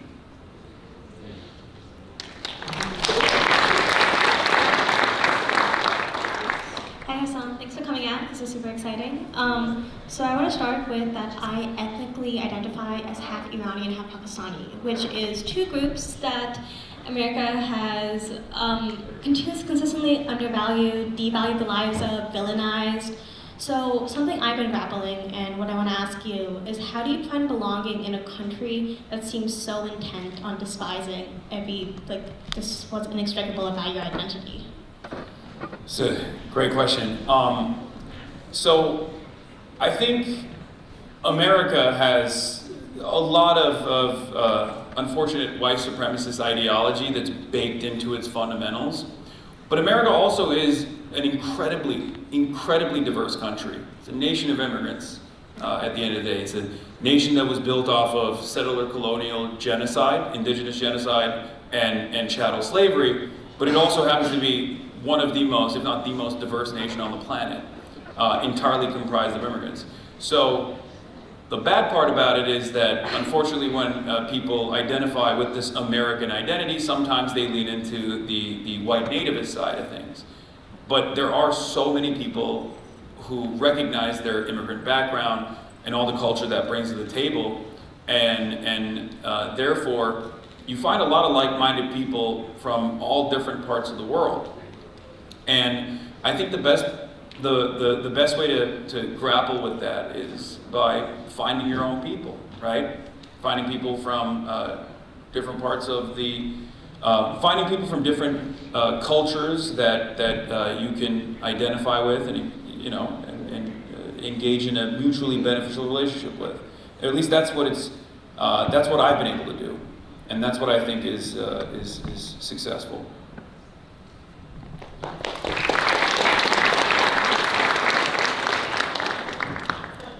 Hi Hassan, I've been watching you since like 2020, and I feel like there's a good chance that I wouldn't be studying political science right now if it wasn't for you, so thanks for that. I'm so sorry. You've said that the left should be better at manufacturing outrage. What does effective outrage look like to you without sliding into the same bad faith tactics that you criticize on the right? When I say the left should be better at manufacturing outrage, I'm not saying the left should be outrageous. What I'm simply talking about is that the system is outrageous, right? The conditions that we currently live under are outrageous. In the last 7 days, we've spent approximately $20 billion, this is a conservative estimate, destroying the lives of tens of thousands of Iranians at the behest of a foreign nation called Israel that is now completely in the driver's seat of our Middle East and North African foreign policy. $20 billion is quite a bit of money. I mean, a lot of people's student loan debt could be relieved that way.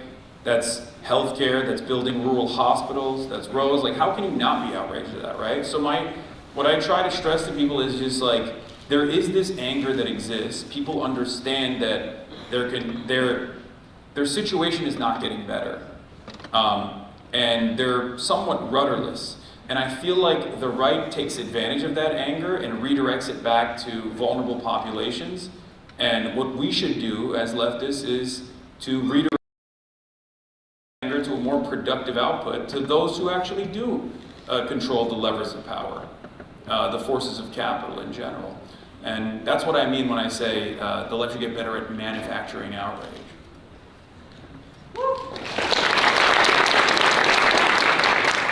Hey Hassan, I'm Rowan Sharma. Thanks for all the talking points I used in high school debate and at Thanksgiving. Thanks.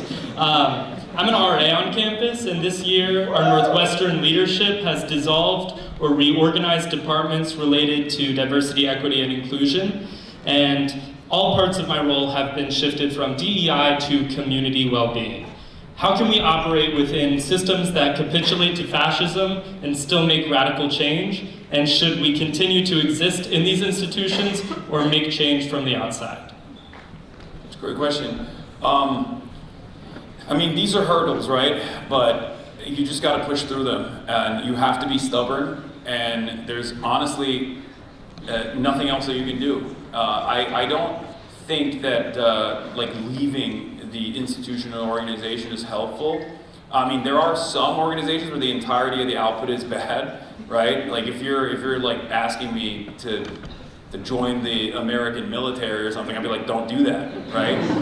But as far as like your college campus, you just have to be steadfast, and you have to continue pushing no matter what, and that change will come. And it might shock you at how, you might be shocked with how successful you are at the end of that. Because these guys, I mean, reactionary forces they're a paper tiger. They don't really have the investment. They don't have the social investment. They don't have the masses. It's a fleeting thing. What you have is a defense of your loved ones, a defense of a diverse student body that you want to protect, and that gives you an upper hand in the conversation when you're organizing, and therefore it's impossible for you not to win unless you give up. So what I always tell people is just be stubborn, be steadfast, and keep pushing through it no matter what.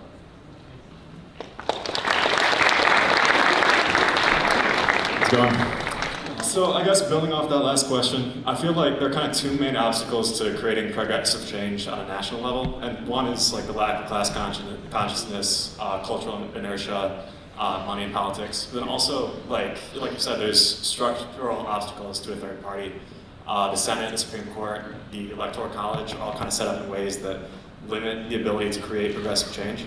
So how do you accomplish systemic change within existing power structures that are kind of set up to limit the ability to create change? It's a great question. So you're absolutely right. There are immense structural hurdles to overcome, but the best way to overcome it is by mobilizing the masses.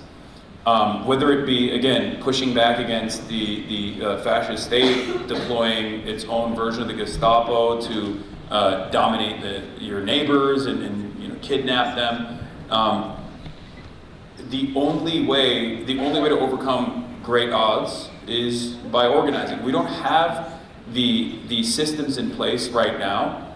We have a labor movement that is somewhat corporate captured and is a vestige of the Democratic Party for the most part. And instead of actually pressuring the Democratic Party, it more so just operates as a electoral vehicle for the Democratic Party, and it's even failing at achieving that goal too. But that is where we have the power. Disrupting the forces of capital is, at the end of the day, exactly where we have all the power. Work stoppages, making demands be known, and harming capital interests. That is how we win. So that's why I focus a lot of my initiatives on the labor movement in general.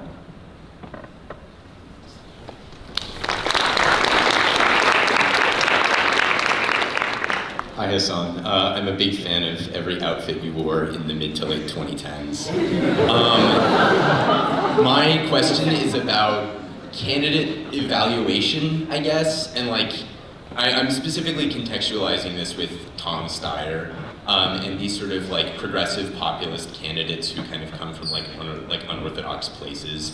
When I think about Steyer and him being a billionaire but having a platform that would materially benefit the people of California, how do we as progressives balance the sort of ethical implications of welcoming a billionaire into the camp and supporting his candidacy with the immediate material concerns that could be alleviated by some of his policies? And where do we kind of draw that line for what we're willing to tolerate from these candidates, from your perspective? Yeah, so two things. One, you have a billionaire governor in the state, right? And he's actually somewhat beloved from what I understand. I mean, he's fine. He's a billionaire at the end of the day. You gotta keep him at an arm's distance, but he has done all right as far as judging his performance with the rest of the governors around this country. The other thing I'll say is that every establishment Democrat and every Republican is also a servant of capital. They are also servants of billionaires. You're almost cutting out the middleman in some respects. If you have a direct billionaire,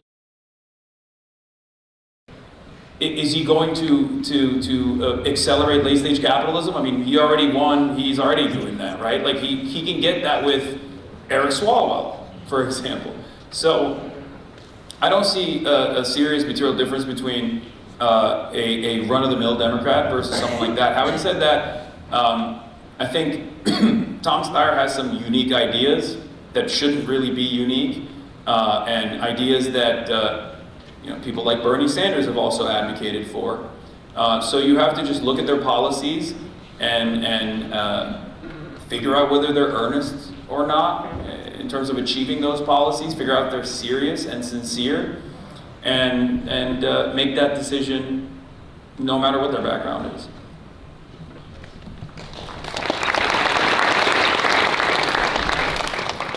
Hey Hasan, I'm ND, and you kind of referenced this already about how cooked the job market is. That's due in no small part to artificial intelligence and advances in that space. And with research coming out of Anthropic, it's kind of suggesting that some point in the future, autonomous systems are going to be capable of doing most of, if not all, work. And we're going to be in this period of abundance. But I don't think our current system is prepared for a post-work society. So what does a post-work society look like for you? I think it was Stavros Halkias who said like the robots are supposed to be doing the menial labor and we're supposed to be doing the art, but somewhere along the way the robots started doing the art and we're still doing the menial labor. That's not because technological innovation is bad. Technological innovation is good, right?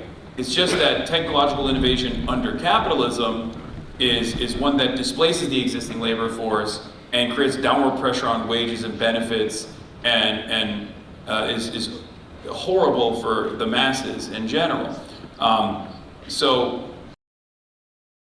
work society will look like, I mean, I've seen it in movies, right? Like the Star Trek universe comes to mind, but that's not the society that we live in currently. So we just have to, I keep repeating myself over and over again, but we just have to keep organizing for that future to make sure that that instead of having masses turn into biofuel for the capital-owning class, we demand a bigger piece of the productive output that we're putting out there.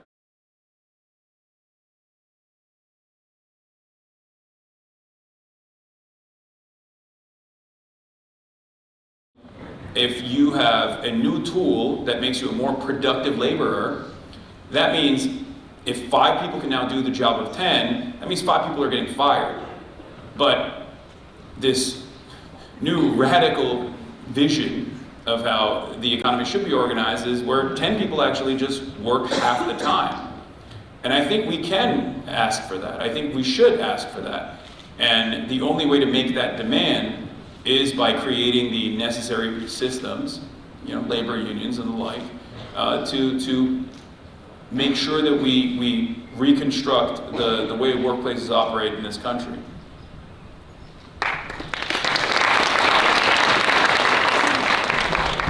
Hi, Hasan. Oh, sorry, that was loud. But hi, Hasan. My name's Xander. I'm a first year here at Northwestern, and you are absolutely right. The world is on fire. IQ levels are decreasing. AI is becoming more powerful, and I am overwhelmed. I'm a pre-med student.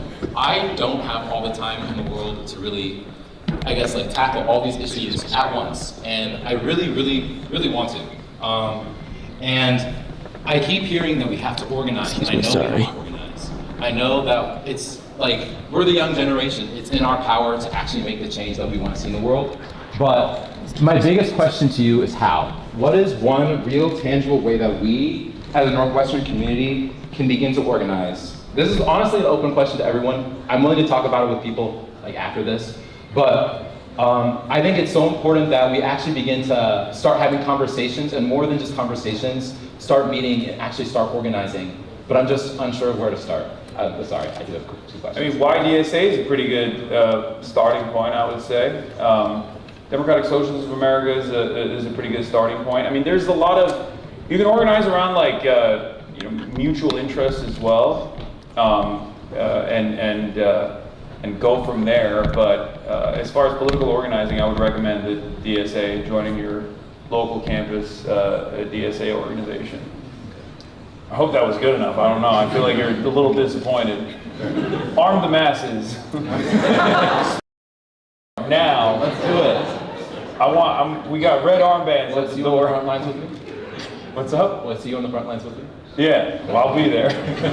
Okay, and the After I second take a nap. question to you is, one of the only things that we can keep doing, I guess, is like just people in the world. It's overwhelming. You can only keep living in. I gotta say, you really haven't lived until you tried Lisa's burrito soup. Hey, come and get Lisa with us afterwards. Okay, all right, I will try it. You will try it? Yeah. Was he there? Why are people booing? Everyone's booing. What's happening? All right, thank you. I'll make Mauricio try it. Hi, Hasan. I just have, it's more of a specific question, but I wanted to ask what you believe.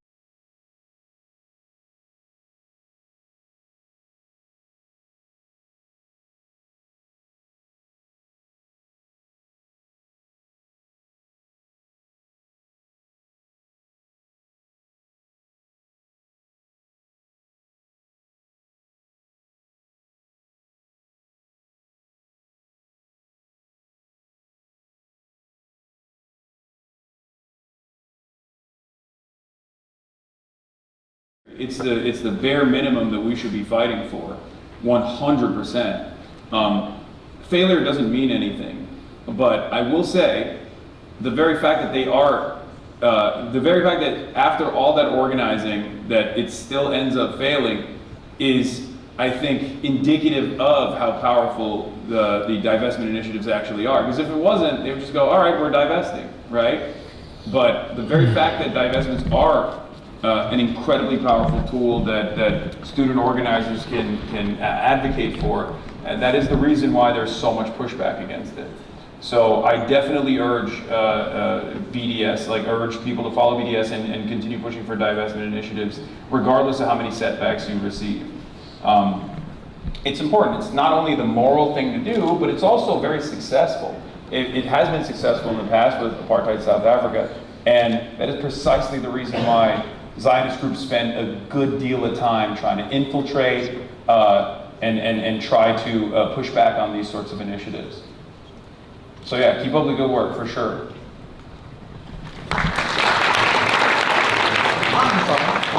I actually met you 2 summers ago at the DNC protest.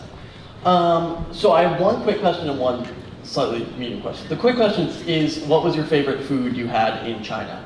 Ooh. What was it? We had this is it don noodles that we had that was like you made it yourself and you put it together yourself, you constructed it yourself. That was probably my favorite.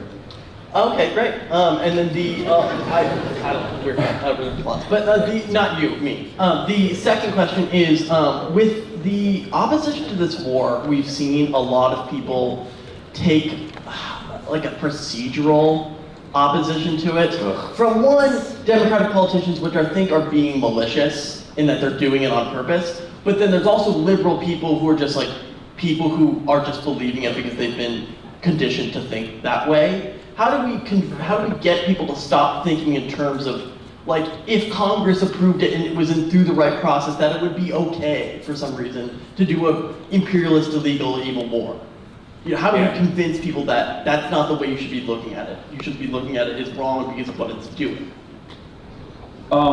Great question. So I think we got to give people more credit. I think that people have broad opposition towards war in general, but when that's the only acceptable lane of opposing war, that's what they lean into. As far as the party goes, of course, I mean, a lot of these people are charlatans. There's a rotating villain structure within the Democratic Party that specifically always finds just enough votes to not not pass like the War Powers Resolution. So even if their opposition is on the procedural front, they still find a way within the caucuses to ensure that even that bare minimum procedure doesn't pass through. And that's where agitating and that's where organizing actually comes into play. Go to town halls and call your congressperson. Go to town halls. It will shock you how successful that stuff is.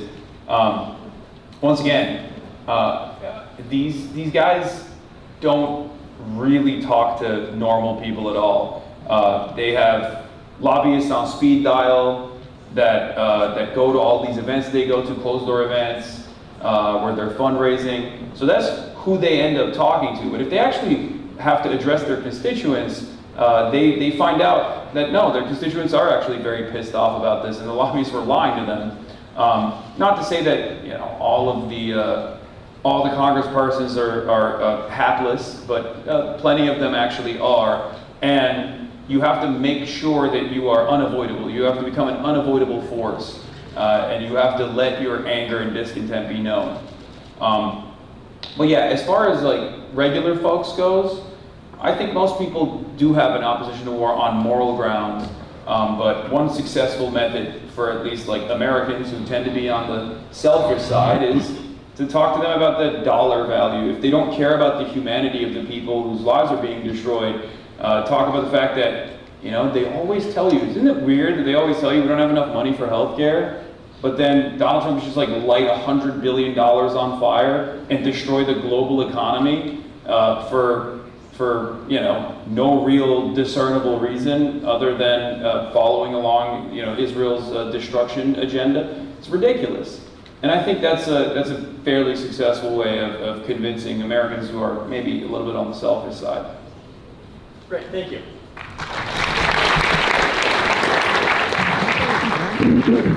Well, there's lots of great individual leaders in the Democratic Party. That's why you're here.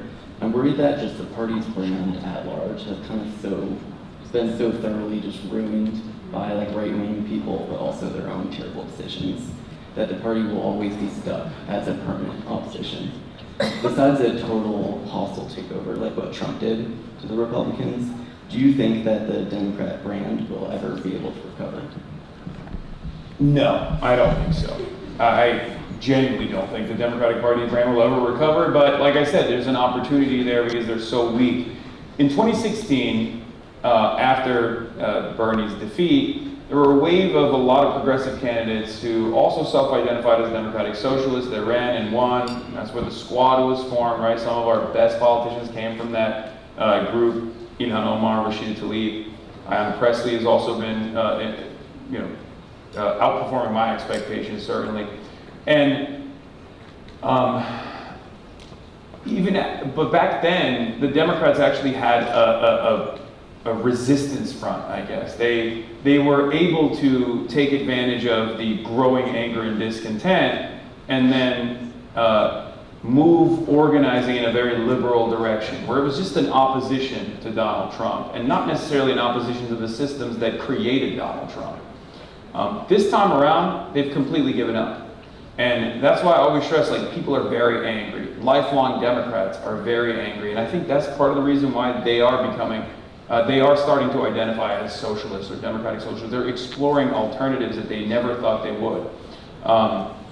And if the Democratic Party's brand is failing, we should continue using the election vehicle that exists already within the Democratic Party.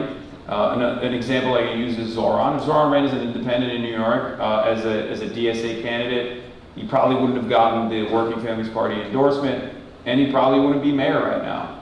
So there is still opportunity to work within the confines of the Democratic Party, but if they are so resistant to making the necessary changes, then we'll build it ourselves.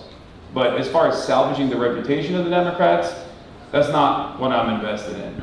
If they're going to be hostile to salvaging the reputation of the Democratic Party, if they're not going to be a vehicle for change, if they're not going to be an agent for change, then we'll have to design it ourselves.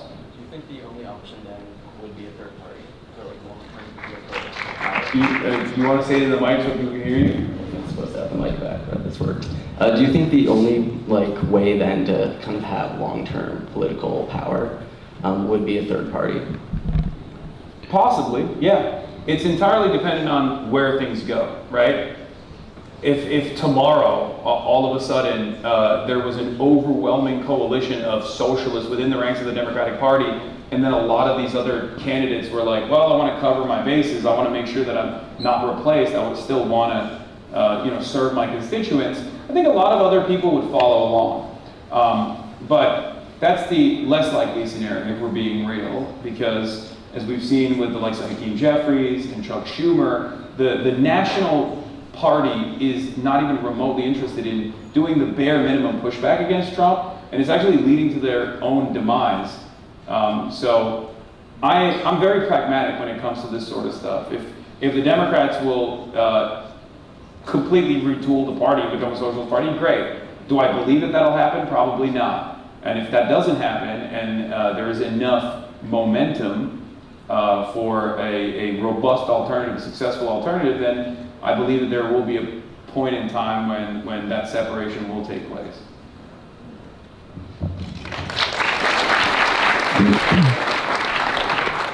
Hi, Hasan. First of all, I wanted to thank you for buying your new soundboard recently. Of course, it only has one sound, but it has changed my life. Anyway, my question is the following. Online political spaces often reward the most confident or extreme takes. How do you try to maintain intellectual honesty in an environment where saying, I don't know, doesn't always perform well? It's a great question. I say I don't know all the time. So I don't know why I've been able to achieve success, regardless of being very open about the limits to my knowledge. As a matter of fact, I have crippling self-doubt all the time. And I do feel like some people take advantage of that, oppositional figures take advantage of that to present me as someone who is not very knowledgeable and present themselves as confident orators who are very skillful, who are very knowledgeable on issues that they don't know anything about. Having said that, I think honesty is the best policy, and you should stay true to yourself. And if there's an issue that you're oblivious on, you just go do the reading and figure it out, and be open with people, be honest with people.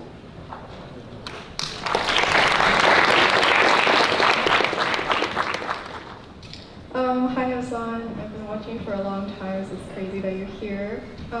As someone who's not in legacy media, sometimes gets featured on Sky News Australia, how do you feel like people are getting, with the introduction of podcast spaces, Twitch streamers, and YouTubers, how do you feel like that space is changing and influencing people like us, and how do you see it changing in the future?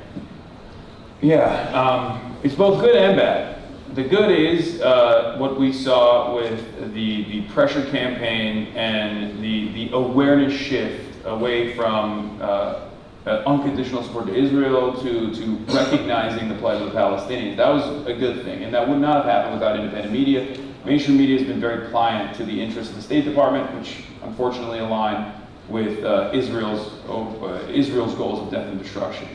The bad is there's a lot of bad faith actors out there, there's a lot of grifters out there, and there's a lot of people who are taking advantage of the lack of interest from the market in being honest. And this has created an environment where there is basically no consensus reality. It's very destabilizing. So I don't know what the actual solution to this problem is. I just feel like you just have to engage in media literacy to the best of your ability, and to make sure that you have a healthy media diet of a diverse array of opinions, and you're still taking advantage of the readily available mainstream resources as well. I try to stress the importance of that in my commentary every day. I don't necessarily just across the board shit on mainstream media and say don't listen to the New York Times ever, but I try to hold your hand through the process of reading the news, of understanding the news, while also showcasing the biases that these supposedly independent outlets actually have.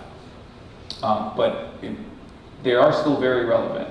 They still have journalists, they have massive teams, even though they're getting smaller and smaller, like with what the Washington Post turned into under the leadership of Jeff Bezos, the ownership of Jeff Bezos. But as long as they still exist, you just gotta, take advantage of it to broaden your understanding of the world.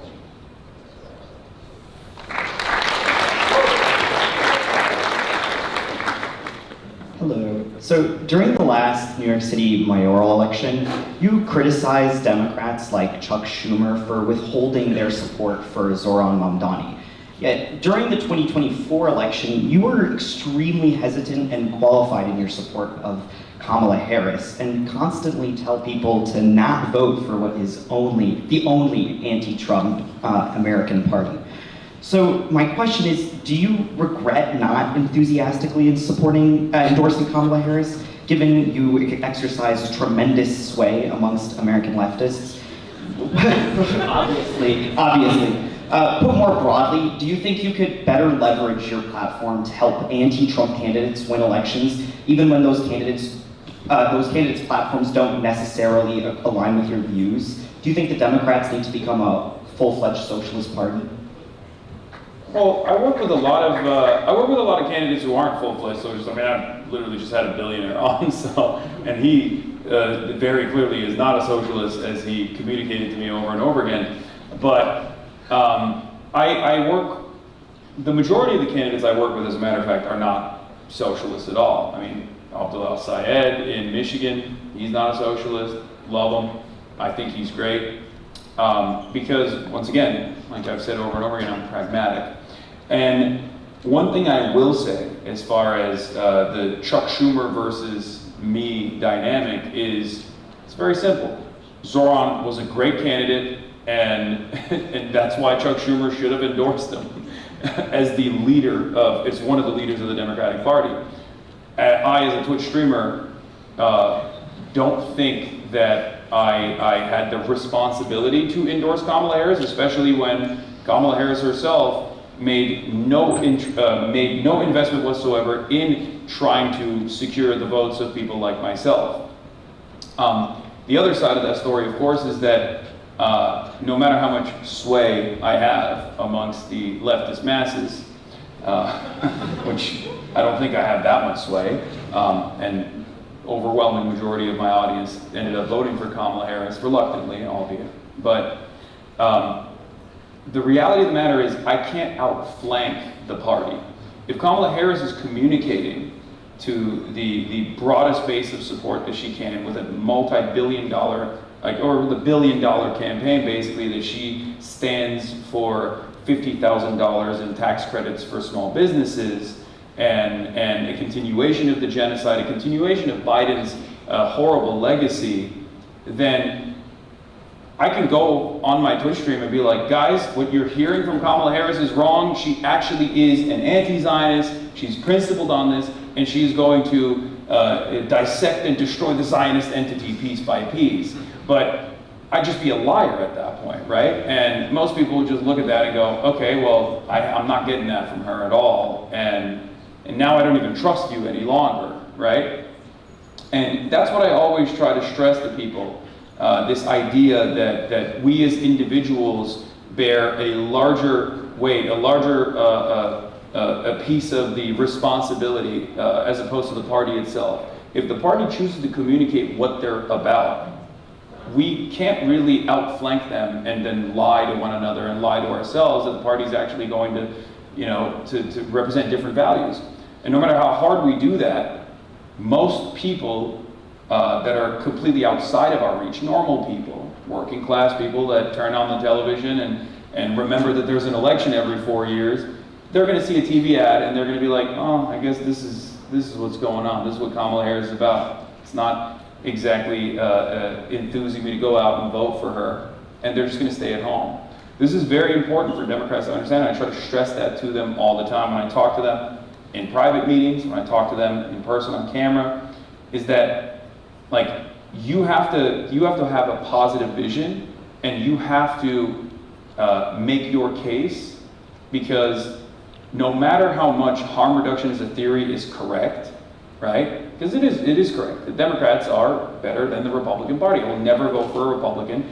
I will never tell anyone to vote for a Republican. I will always tell people not to vote for Republicans, which is what I stress throughout the election cycle. Most people don't operate on harm reduction. They want to hear something that they want to vote for, rather than vote against the terrifying nature of the Republican Party. I could talk about this for hours, but that's the short and sweet of it, really.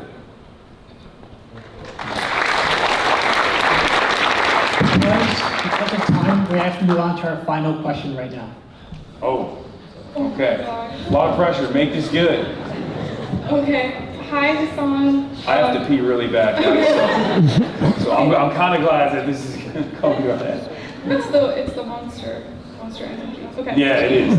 It's coursing through me. Your broadcast inspired me to study economics in college, like many of us in this room.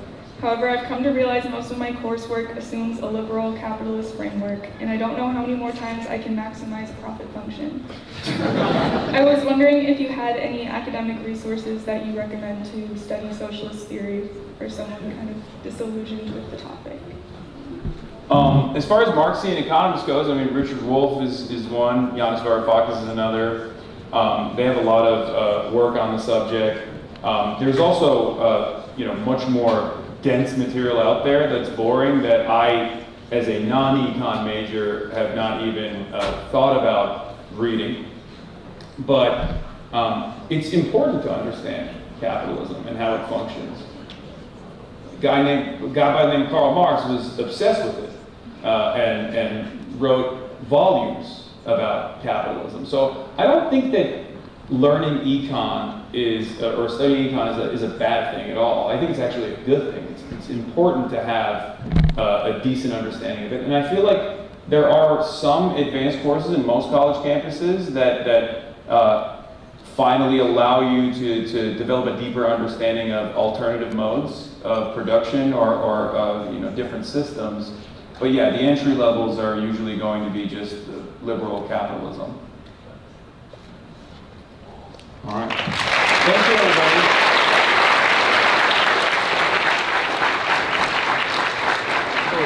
Thank you, everybody, for coming out again. Join our list here, follow us on Instagram, and have a great night. Thank you.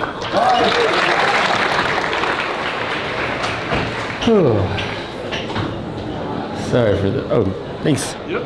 Sorry for those hiccups, chat. I want to fucking jump, but hopefully it was still good.